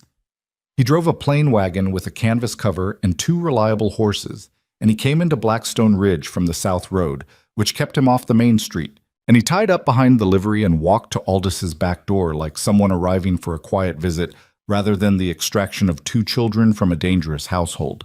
He sat at Aldis's kitchen table and drank coffee and listened to everything Rhett told him, and when Rhett finished, Cal said, "When do you need me to go?" "Tomorrow morning," Rhett said. "Early." "All right." That was the entirety of his questions. Victor's lawyers arrived the following afternoon, which gave them a window, narrow but real, and they used it. Rhett and Cal went to the estate at 7:30 in the morning, in the blue-gray light before the town fully woke. Rhett had worked out the approach carefully. He went to the front door as himself, as the acting sheriff of Blackstone Ridge, with a deputy's badge and a legal authority that Victor could challenge but couldn't immediately override, and he told the man who answered the door that he needed to speak with Mrs. Dodd on a matter related to an ongoing investigation. Mrs. Dodd came to his door inside 4 minutes, which told Evelyn, waiting with Cal in the wagon at the far end of the estate road, that Mrs. Dodd had been waiting for something like this to happen and had already decided what she would do. The children came out wrapped in coats and carrying 1 bag each, which told Evelyn something else. Thomas had been ready since the night before. He had packed Lily's bag as well as his own, and he had packed practically. Warm clothes, a few small things that mattered, nothing unnecessary. 9 years old, doing the work of someone twice that age, because that house had required it of him. Lily came out holding Thomas's hand and saw Evelyn standing beside the wagon. She crossed the distance between them without any of the usual hesitation of a child in an unfamiliar situation and put her arms around Evelyn's waist and held on with the fierce, uncomplicated grip of someone who has been frightened for a long time and has finally found something that feels safer than where they were. Evelyn held her. She didn't say anything. Sometimes there isn't anything to say.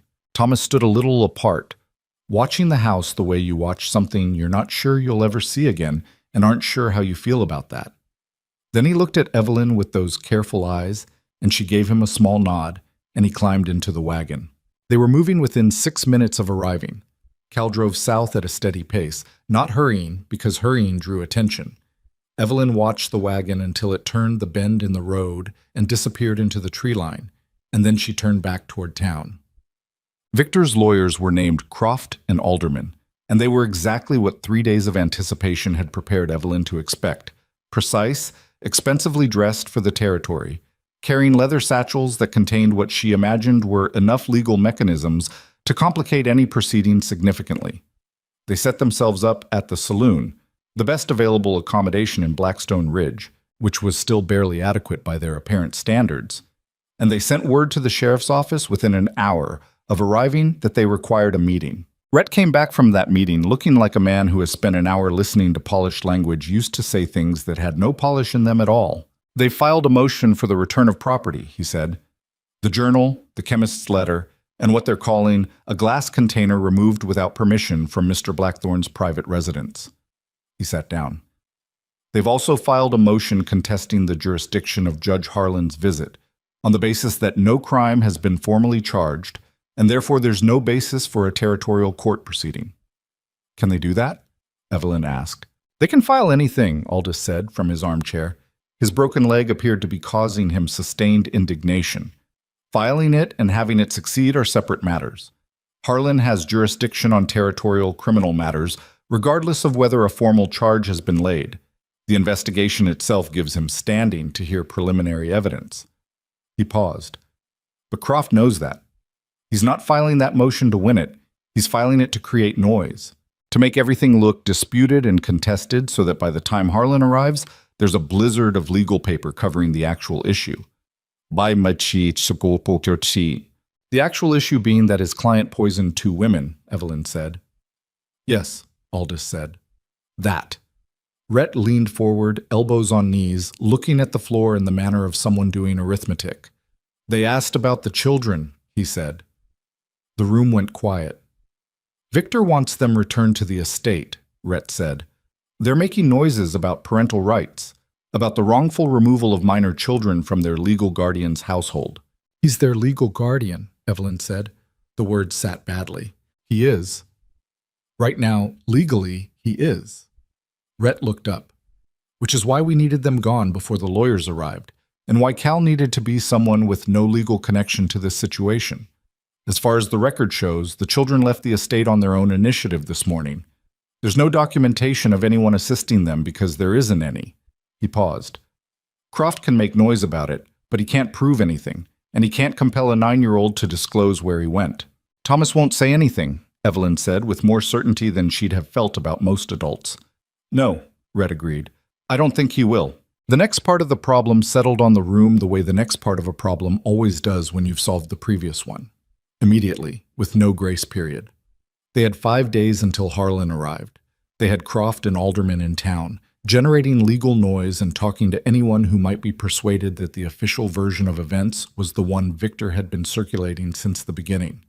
They had a commissioner who was still nominally on Victor's side.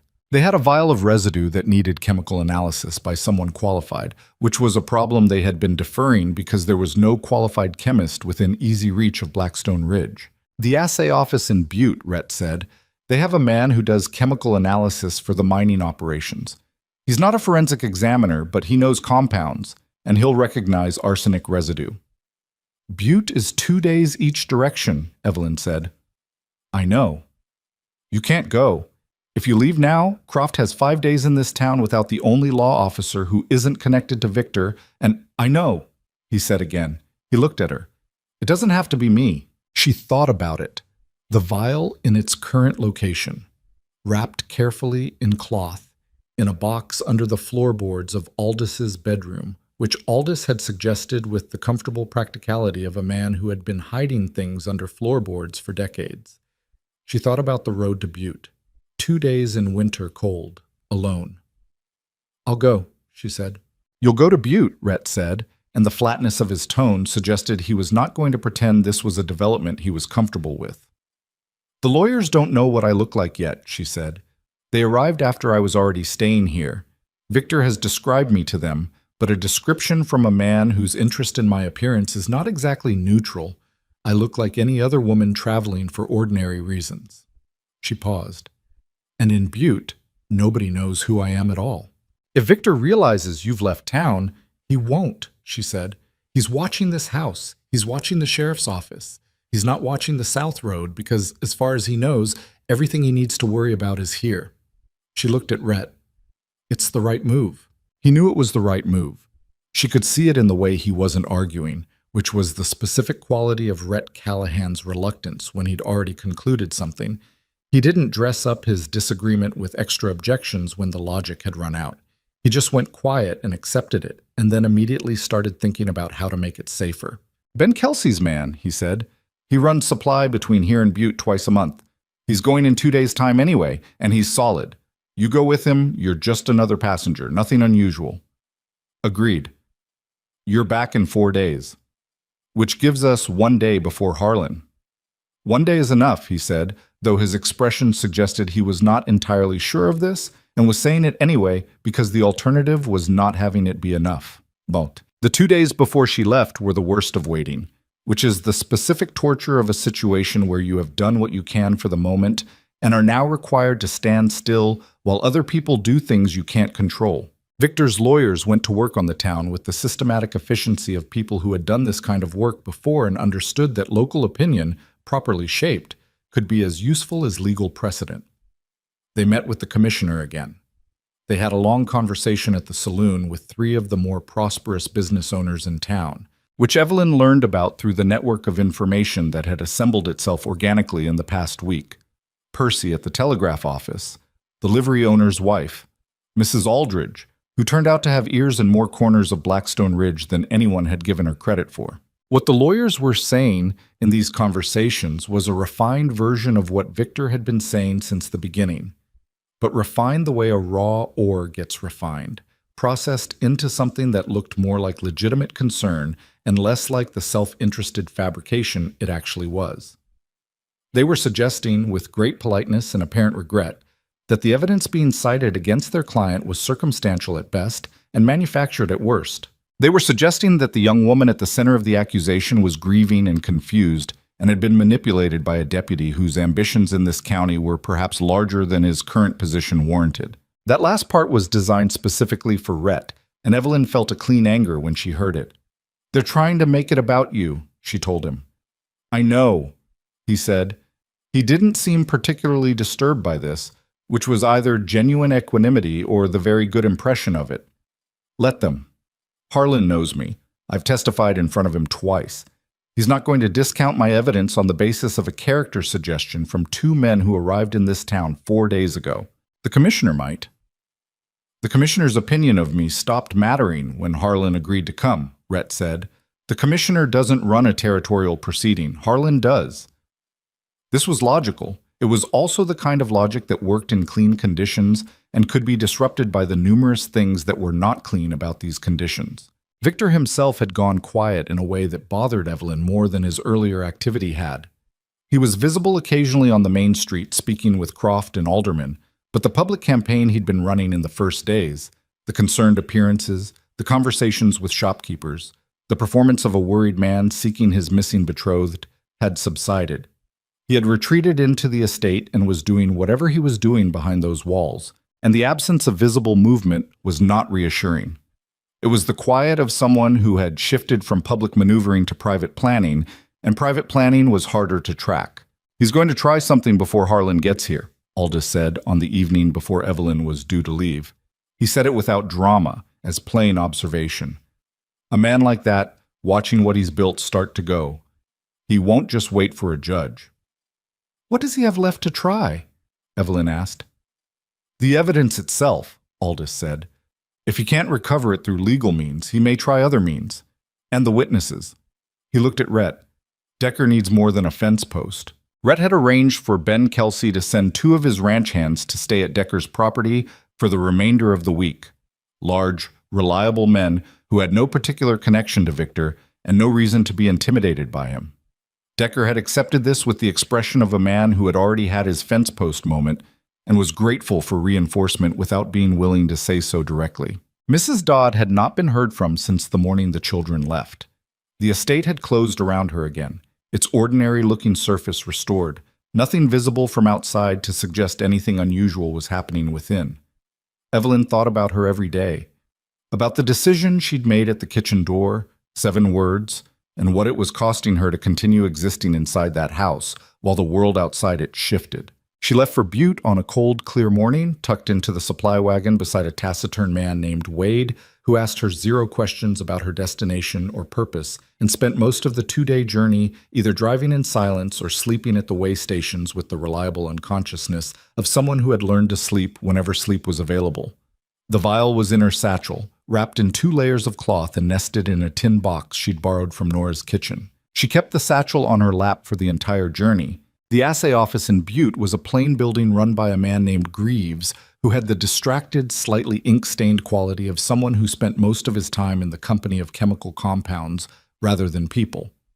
He received her with the mild, professional attention of someone accustomed to unusual requests from the mining territory. She told him she needed the residue in the vial analyzed and identified, and she told him why she needed it quickly. He looked at her. He looked at the vial. He looked at her again.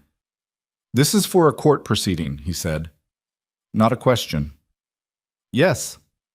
He held the vial up to the light in the window, which was what Rhett had done when he'd first seen it, and Evelyn found herself thinking that this was what evidence looked like in the hands of people doing their jobs. Not dramatic, not certain, just a careful, serious act of looking. "I can have it analyzed by morning," Greaves said, "and I can put my findings in writing on official assay office letterhead, which carries evidentiary weight in territorial proceedings." "That's exactly what I need," she said. "If what you're describing is in this vial," he said carefully, "you understand that my findings are what they are. I don't adjust results." "I know," she said. "I'm counting on that." He worked through the night. She slept at the boarding house across the street, or tried to. She mostly lay in the dark going over the sequence of what came next, looking for the places where it could fail, trying to think past them. There were more of those places than she liked. A judge could be swayed by the blizzard of legal paper Croft had generated. A witness could back down under renewed pressure. The commissioner could file some procedural objection that delayed the proceedings long enough for Victor's lawyers to find another angle. She thought about Clara, who had done all of this alone, who had had no Rhett Callahan, no Aldous Crane, no Mrs. Aldridge with 15 years of standing in a community behind her. Clara had been alone in that house with a journal and a false-backed cabinet and a vial of tea she'd stopped drinking, trying to build a case with no tools and no allies and no way out. "Let whoever finds this know that I didn't get sick. I was made sick." Greaves handed her the written findings at 7 in the morning.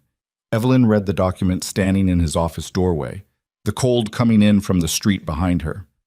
The language was technical, precise, the language of a man who worked with chemical compounds and understood their properties, and it said in terms that required no interpretation. The residue in the vial was consistent with a specific arsenic compound, chronic exposure to which would produce symptoms including nausea, fatigue, and respiratory distress, with a slow progression that would present clinically as a respiratory fever. She folded the document and put it in her coat next to the journal and the chemist's letter and Clara's handkerchief. She was back in Blackstone Ridge by the following evening, one day before Judge Harlan was due to arrive. She knew something had happened before Wade had stopped the wagon, because the quality of the main street was wrong. There were more people than usual for the early evening. Not a crowd, but a gathering, the kind that forms when something has occurred and people have come out to understand what it is. Rhett met her at the livery with the expression of a man managing multiple pieces of a difficult situation and had one more to add. "Mrs. Dodd," he said. "She came to the sheriff's office this afternoon." Evelyn went still. "Is she all right?" "Yes.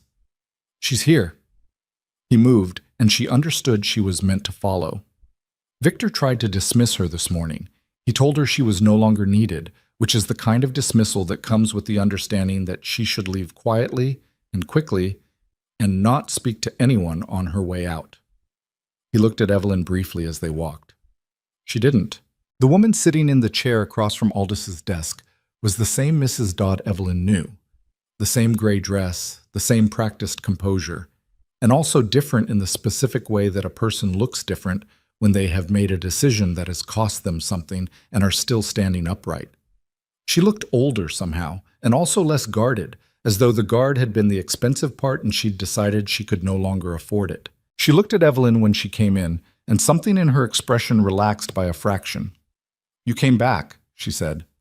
"I said I would," Evelyn said. "Yes." Mrs. Dodd looked at her hands, folded in her lap.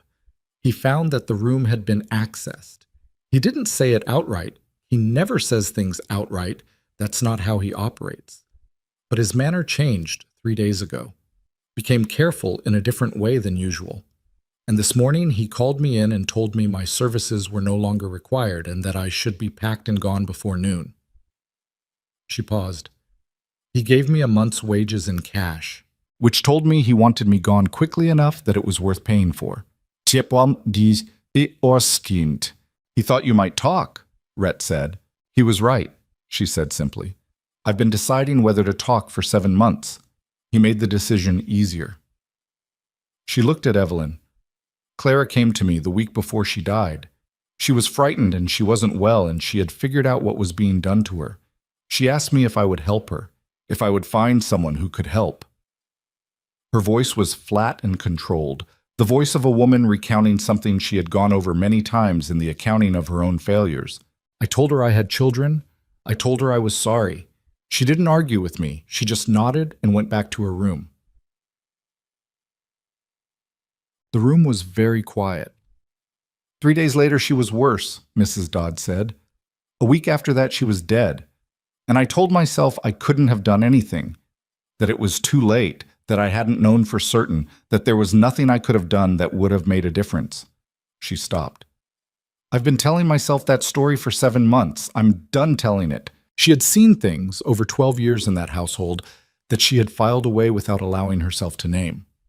The first wife, Margaret, declining over a period of 8 months with symptoms that the county doctor had called a lung condition. Victor's particular attention to his wife's evening routines, what's the tea, the small personal gestures that seemed like care and that she now understood differently. A visit from the Bozeman chemist 2 years before Margaret's death, a delivery of something small and glass-stoppered that Victor had taken personally and she had not seen again. I never saw him administer anything, she said. I need to be clear about that, but I watched him. I watched the pattern of it, and I know what I observed, and I'll say it in front of anyone who needs to hear it. You'll testify, Rhett said. Yes, she said, whatever that costs me. Evelyn thought about the document in her coat pocket, from Greaves at the Butte Assay office. She thought about Clara's journal and the chemist's letter and Decker's account of the vial he'd seen. She thought about Mrs. Aldridge, who would be there. She thought about Thomas Blackthorne, 9 years old and somewhere south of here with Nora's brother, carrying things he'd seen and heard that no 9-year-old should have to carry. They had enough.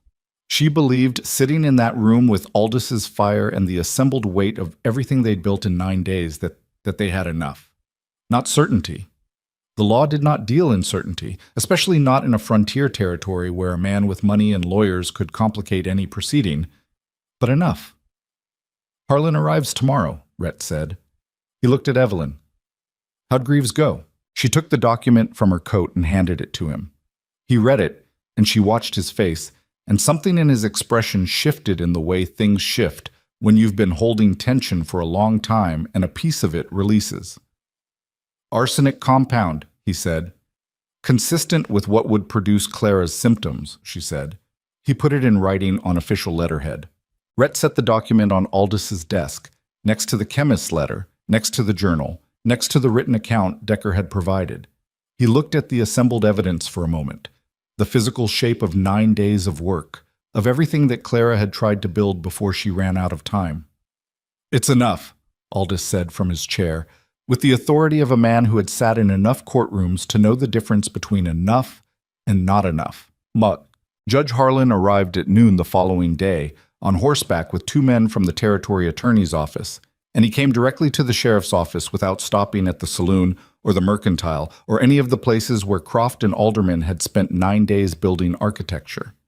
He was a tall man, gray-haired, with the particular look of someone who had been making difficult decisions for long enough that difficulty had become a kind of climate they simply lived in rather than weather they experienced. He shook hands with Rhett and with Aldis, and he looked at the assembled documents on the desk, and he looked at Evelyn with the assessing attention of someone who needed to understand what kind of person he was dealing with before he made any decisions.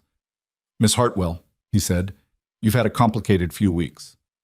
Yes, she said. You came to this territory to marry a man your family arranged for you. Yes. And instead you ended up building a criminal case against him. My sister built most of it, Evelyn said. I finished it.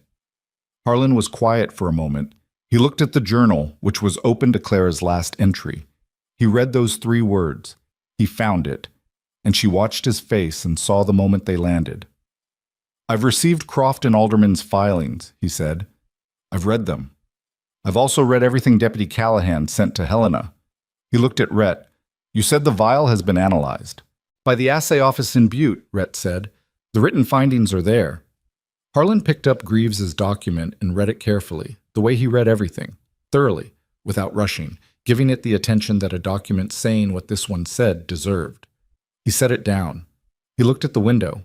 He looked back at Rhett. "The proceedings will begin tomorrow morning," he said. "I'll hear the filings from both sides first, and then I'll hear testimony." He paused. "I want you to understand, Miss Hartwell. The proceedings are formal. What happens in that room is what the evidence supports. Nothing more." "I understand," she said. "Whatever you hoped for coming into this territory, I hoped to find out what happened to my sister," she said. "That's all I hoped for." He looked at her for a moment, and whatever he saw in her face seemed to satisfy something. He gave a brief nod and turned back to Rhett, and they began discussing the procedural details, and Evelyn sat with her hands folded in her lap and thought about tomorrow. Victor Blackthorne had been untouchable in Blackstone Ridge for a decade. He had money and lawyers and a commissioner and a county doctor and years of cultivated influence in every direction. He had 2 wives in the ground and a town that had learned to be careful around him, and a story he'd been telling about Evelyn since the moment she left his estate. But he did not have the chemist's letter, which named him. He did not have the vial, which held what it held. He did not have Clara's journal, which was her voice speaking clearly from the other side of 7 months of silence. He did not have Decker's testimony, or Mrs. Dodd's testimony, or Mrs. Aldridge sitting in that schoolroom with 15 years of careful observation. He did not have Thomas, who was somewhere safe and who knew things that a 9-year-old should never have had to know, and who was, when the time came, going to tell the truth. And he did not have, Evelyn understood with a clarity that settled over her like the first cold air after a long time indoors, the thing he had counted on from the beginning, the silence of a woman who had come a long way and had no one on the outside looking for her. She was here. She had been looking from the first moment. And tomorrow, in a formal proceeding in front of a territorial judge, the town of Blackstone Ridge was finally going to have to decide what it had actually witnessed all these years and what it was going to do about it. She pressed her hand flat against her coat pocket, where the handkerchief with its small embroidered C had been since the first night. "I'm still here," she said to Clara silently, the way she'd been saying it every day for 9 days. "I'm still here. One more day." The morning of the proceeding arrived gray and cold, the kind of February sky that sits low over mountain country and doesn't move all day. Evelyn was awake before the light came, sitting at the small desk in Nora's spare room with the documents laid out in front of her. The journal, the chemist's letter, Greaves's findings from Butte. Not reading them, because she had read them enough times that the words were already part of her, but simply looking at them. The physical fact of them, the weight of what they represented. She had been in Blackstone Ridge for 26 days. It felt simultaneously like a very long time and not long at all. Not long enough, certainly, to feel prepared for what was about to happen in the single large room above the mercantile that served as Blackstone Ridge's closest approximation of a courtroom. But ready and prepared were different things, and she had given up waiting to feel prepared sometime around day 12. She dressed carefully. Not to impress, she had no illusions about what this proceeding was and what it wasn't, but because the way you carried yourself in a room where your credibility was going to be questioned mattered in the same way that small, deliberate things always matter. She put Clara's handkerchief in her coat pocket. Rhett knocked at 7:30. He looked like a man who hadn't slept much but had decided not to make an issue of it. "How are you?" he asked. "Ask me tonight," she said. He accepted that without pushing. They walked together to the building and climbed the stairs and entered the room where everything that had been building for 26 days was finally going to come to a head. The room filled quickly. Blackstone Ridge was not a large town, but it turned out almost entirely. They came in and found seats on the long wooden benches. The mercantile owner and his wife, the livery owner, Percy from the telegraph office, several of the mining crew, women Evelyn had passed on the main street and never spoken to, people she didn't recognize at all who had come from properties she'd never been to. Ben Kelsey was there, broad and steady in the back row with 2 of his ranch hands, Mrs. Aldridge sat near the front with the composed attention of someone who intended to be called on and was ready. Croft and Alderman sat at a table to the left, their leather satchels open, their papers organized with the neat precision of men who did this for a living. Victor Blackthorne sat between them, and this was the thing Evelyn had steeled herself for without entirely succeeding. Seeing him in this room with this context, after 26 days of understanding what he was. He looked, as he always looked, controlled. The silver at his temples and the good coat and the practiced ease of movement. But something had changed in the past 10 days, something around the eyes that you'd miss if you didn't know him, which most people in this room didn't. A tightness. The specific expression of a man who has spent years in a room where he controlled everything and is now sitting in one where he doesn't, and is working very hard not to show how much that costs him. He looked at Evelyn when she came in. She looked back. She held it for a moment, then looked away first, not because she was backing down, but because she was done giving him her attention without getting something useful from it. Judge Harlan called the room to order at 8 o'clock exactly. Croft went first, because Harlan gave both sides opening statements and Croft had filed more paperwork, and appeared to believe that paperwork was its own form of momentum. He was a composed, professional speaker who said a great deal in careful language that amounted, stripped of its surface, to 3 arguments. That Evelyn Hartwell had removed property from a private residence without authorization, that the evidence being presented had been obtained through irregular means and should be considered accordingly, and that Victor Blackthorne was a man of demonstrated standing in this community who had done nothing more than grieve his wife and attempt to provide for his household. He said all of this without raising his voice or making any statement that could be technically characterized as a lie, which was, Evelyn had come to understand the specific skill that made men like Croft expensive. Rhett presented the response with the same directness he brought to everything. No performance, no elevated language, just the facts in the order that made them most comprehensible. The vial obtained from the private study, the chemist's letter naming Victor Blackthorne, and the compound ordered. Greaves's findings from Butte, which Harlan had already read, but which Rhett walked through carefully for the room. Clara's journal, which he did not read aloud in full but quoted from specifically, the passages that mattered, in Clara's own words. When he read the last entry, 3 words, he found it. The room was very quiet. Victor Blackthorne's expression did not change, but Croft touched his arm once, briefly, which told Evelyn that Victor's control was costing more than it appeared. Decker testified first. He sat in the chair that had been placed facing the room, and he told what he'd seen in the kitchen, the vial, the drops measured into the cup, the certainty he'd talked himself out of for 7 months. He was not a polished witness. He said, more than was ideal, and he had to backtrack once to correct a detail about the timing, and his hands on his knees were not entirely still. But he was telling the truth, and it came across the way truth does when a person has been carrying it long enough that they're relieved to put it down, with a weight to it that performance doesn't have. Croft cross-examined him with the practiced skill of someone who knew exactly which loose threads to pull. The distance from which Decker had observed, the lighting in the kitchen at that hour, whether Decker had any personal grievance against Victor Blackthorne that might color his account. Decker answered each question with the stubborn patience of a man who had made up his mind and wasn't going to be argued out of it. "You didn't report this at the time," Croft said. "No," Decker said. "Why not?" Decker looked at him. "Because I was afraid," he said. "Same reason most people in this town haven't said anything for 10 years. That man," he did not gesture, did not raise his voice, "owns the water rights for 3 properties on this side of the valley, and he has lawyers in 3 counties and a commissioner who hunts with him. I was afraid. I'm not proud of it. But I'm saying it now."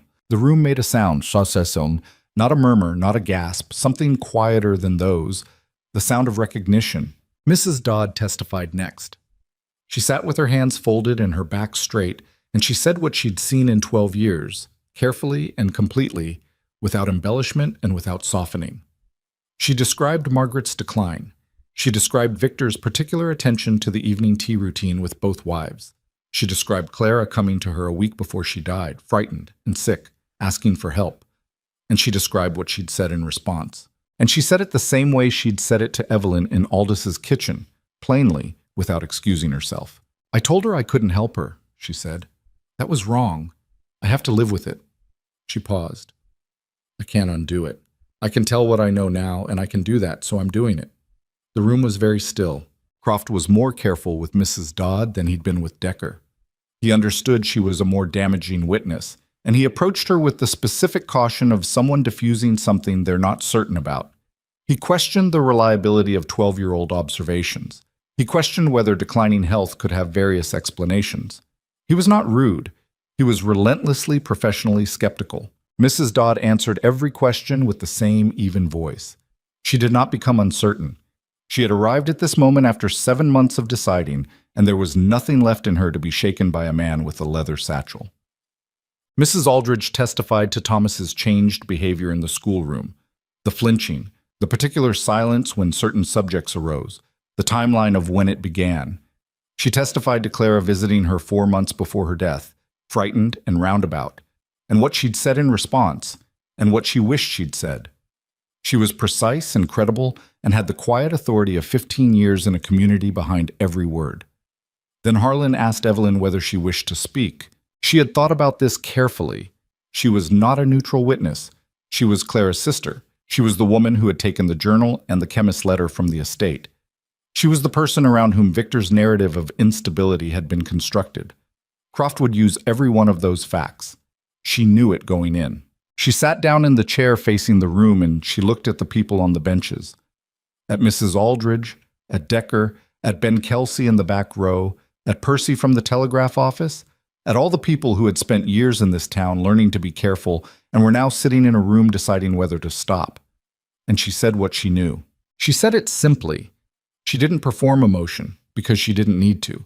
The facts, told plainly, were their own kind of weight. She talked about the lock on the outside of her bedroom door. She talked about the dinner where Clara's name was not mentioned. She talked about finding the handkerchief in the desk drawer and knowing, with the certainty of someone who had known another person their whole life, that Clara had been in that room. She talked about the journal and what was in it, and she read the last entry herself, aloud, in her own voice. He found it, because she thought it mattered that Clara's words came from someone who loved her rather than from a legal proceeding. She talked about the tea she'd been drinking before she understood what it was. She said, "My sister came to this town in good faith. She was 26 years old, and she came because her family arranged for her to come, and she tried to do what she'd been sent to do, and when she understood what was happening to her, she tried to stop it. She tried to find proof. She tried to protect 2 children who were not even her own. She did all of this alone without a single person who could help her, and she ran out of time." She paused. "I came here because my family sent me, same as Clara. I stayed because what happened to her was wrong, and because someone needed to say so in a room where it would count." Croft cross-examined her for 25 minutes. He was thorough, and he was skilled, and he landed some points. The irregular manner in which the evidence had been obtained, her relationship to the situation, the fact that she had no legal authority to remove anything from the estate. She answered each question honestly, including the ones that were uncomfortable, because she had decided before she sat down that the only way through this was the truth told completely, even the parts of it that worked against her. When he asked whether she believed she had been objective in her assessment of Victor Blackthorne, given her personal circumstances, she said, "No. I believe from early on that he had killed my sister. I want the court to know that.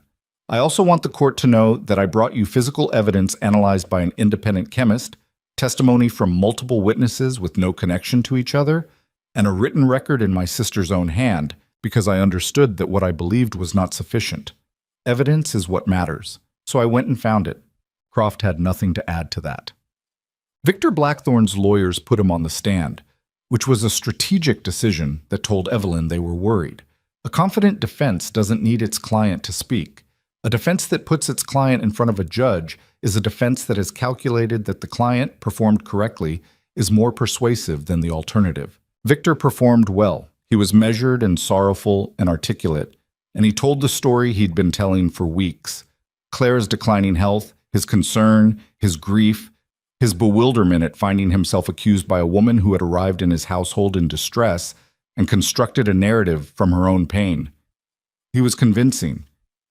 She could see it landing on some faces in the room, the slight softening, the moment of doubt. But Rhett had been given the opportunity to cross-examine, and Rhett had spent 26 days preparing for exactly this conversation. He asked Victor about the chemist's letter. Victor said the compound had been ordered for industrial use at the mine. Rhett asked which mine and which specific application and which foreman had requested it. Victor's answers became less specific by degrees, the way answers do when they're being constructed rather than recalled. Rhett asked about the Butte Assay Office's findings. Victor said the vial had been taken from his private property without authorization, and he questioned the chain of custody. Rhett acknowledged this calmly and then pointed out that the findings were consistent with the compound named in the letter addressed to Victor Blackthorne personally, and asked whether Victor could explain that consistency. Victor said it was coincidence. The room made the sound again, the one that wasn't quite a murmur. Rhett asked about Margaret. Victor said Margaret had died of a natural illness, which was what the county doctor had certified.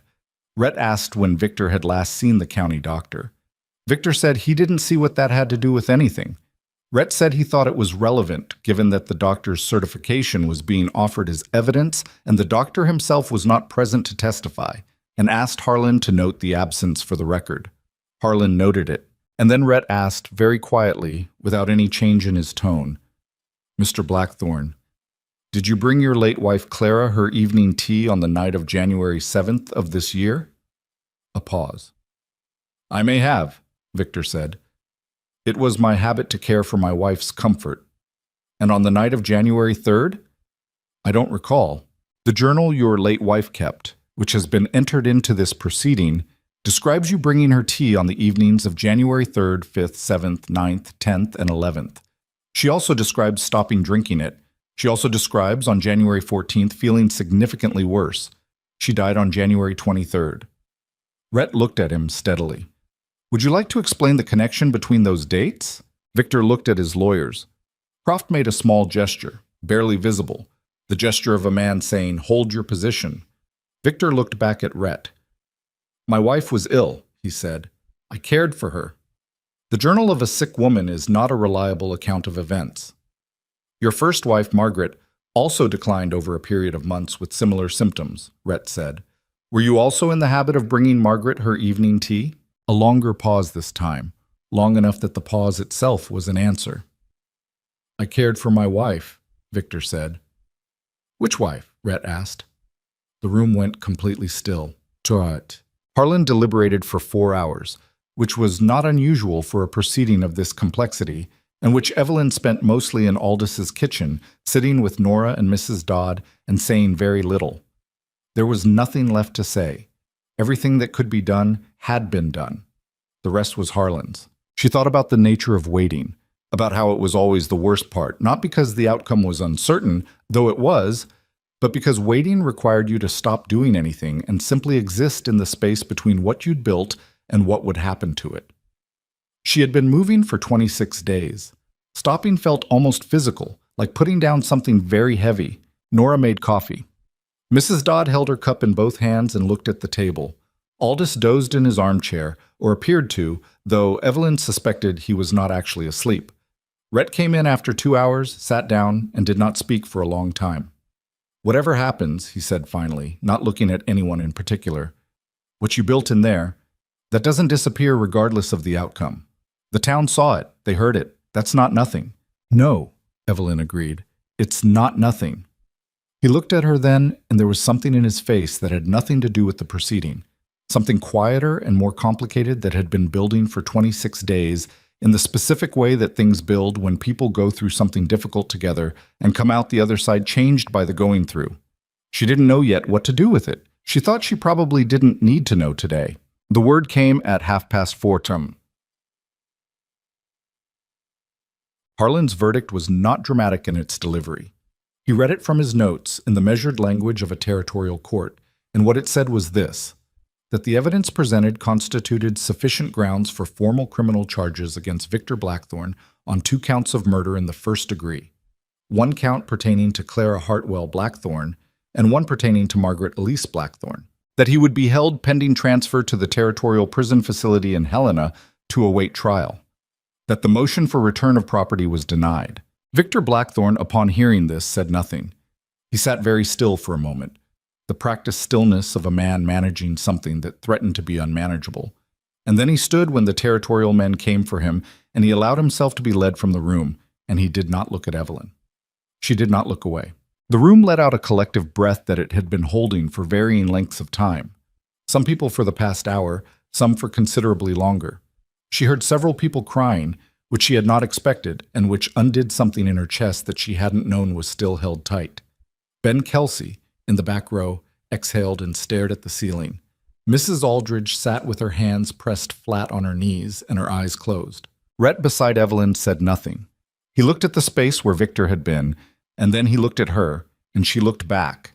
And they sat in the quiet aftermath of something that had required everything they had and let it be quiet for a moment. The weeks that followed were administrative in the way that aftermath always is. Unglamorous, slow, full of paperwork and decisions, and logistical problems that didn't have the urgency of crisis to make them feel important.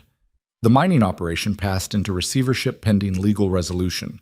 The county commissioner resigned under pressure, which was the most efficient way for the situation to resolve itself and also the most cowardly. But Evelyn had run out of appetite for fighting every battle simultaneously. The county doctor quietly declined to renew his practice in Blackstone Ridge, which told its own story without requiring anyone to name it. Nora's brother Cal brought Thomas and Lily back 3 weeks after the verdict. Evelyn was at Aldis's house when the wagon came down the road, and she went out to meet it, and Lily came off the wagon the same way she'd said goodbye in the cold that morning. Directly, without hesitation, putting her arms around Evelyn's waist and holding on. Thomas climbed down after her. He had the expression of a child who had been somewhere safe and was returning to somewhere complicated and was trying to work out how to hold both things at once.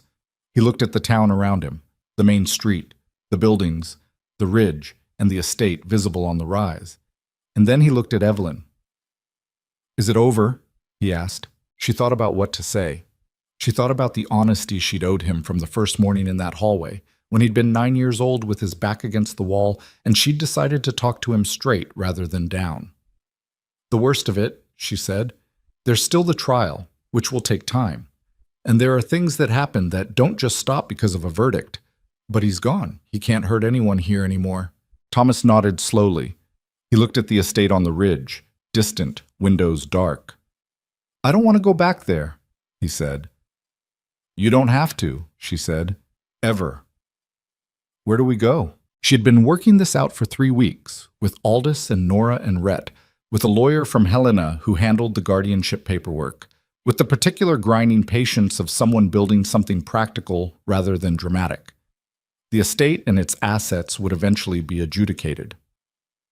The children's welfare required a decision that didn't wait for that. "There's a ranch," she said, "about 15 miles east in a valley past the second ridge. I've been looking at it." She paused. "It needs work. A lot of work. The house is sound, but it's small and the fences want fixing. And the whole south pasture needs attention." She looked at him. "But it's clean. Nobody's history is in it." Thomas looked at her. Something in his careful eyes shifting, the calculation that had been his primary defense mechanism working through this new information and arriving at something. "Will you be there?" he asked. "Yes," she said. Lily looked up from where her face was still pressed against Evelyn's coat. "What about the man?" she said. "The one with the badge." Evelyn felt her face do something she couldn't entirely control. "His name is Rhett," she said. "You can ask him yourself." "But..." She asked Rhett that evening. Not in those terms.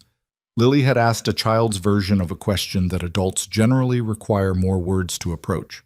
But the question was the same at its root, and Evelyn asked it standing in Aldis's yard in the February cold with the last of the day's light going out over the ridge, which was as good a place as any for a conversation she'd been putting off for 3 weeks. "The ranch," she said. "I have enough from the estate settlement for the purchase and enough left to work it for a year before it needs to pay for itself. I filed the guardianship for Thomas and Lily. I'm staying." Rhett had his hands in his coat pockets. He was looking at the ridge the way he looked at things he was thinking through. "You're staying," he said. "I'm staying." She looked at him.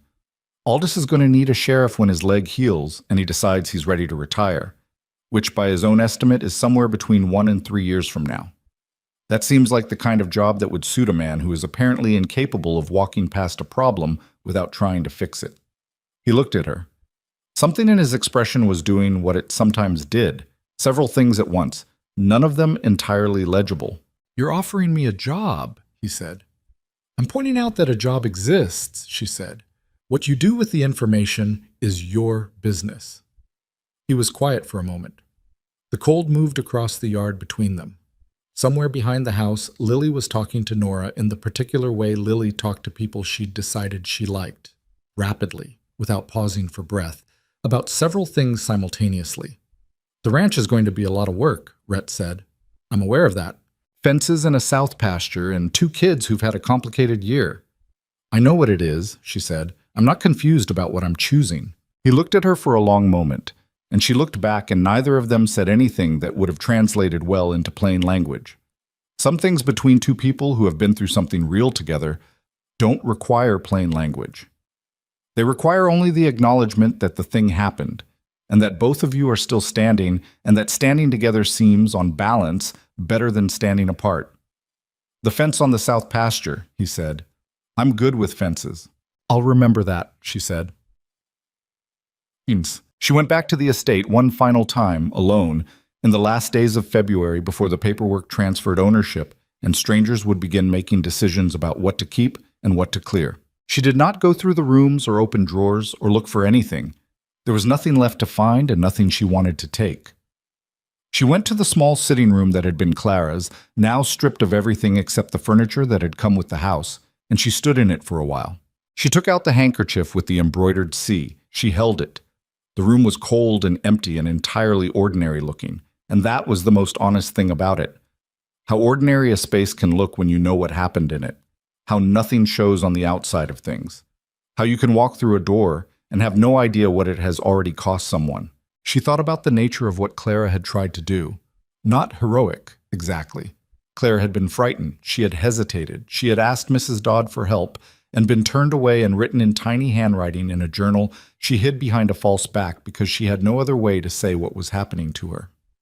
She was not a woman from a story who acted without fear. She was a woman who acted despite it, in the limited ways available to her, with what she had. That was the thing that mattered, Evelyn thought. Not the grand gesture, not the moment of unambiguous courage. Those were rare, and not always where the weight actually lived. The weight lived in the small, persistent choices. In the tea poured out rather than drunk. In 3 words, written on the last page when there was no time left. In Mrs. Dodd's 7 words at a kitchen door. In a 9-year-old packing 2 bags in the dark because someone had told him a wagon was coming. People were not often given the luxury of acting without fear. They were given instead the choice of whether to act at all. Clara had made her choice. So had Decker. So had Mrs. Dodd. So eventually had all the people who sat on those benches and decided not to keep their heads down anymore. Evelyn had made hers 26 days ago, on a frozen road in the dark, walking away from an estate she was supposed to disappear into. She had not been certain, then, that it would come to anything. She had been afraid and tired, and she had walked toward the lights of a town 3 miles away because it was the only option she could find, and that was enough. It was always enough, just to choose the next thing you could actually do. She folded the handkerchief one more time and put it in her coat pocket, where it had lived for 26 days, where she intended to keep it. Not as a relic or a weight, but as a reminder of the specific quality of a person who had tried, which was the most honest memorial she could offer. She left the sitting room. She walked down the hallway and through the front door and down the steps and across the frozen ground toward the gate, and she didn't look back at the house. The ridge road stretched ahead of her toward town.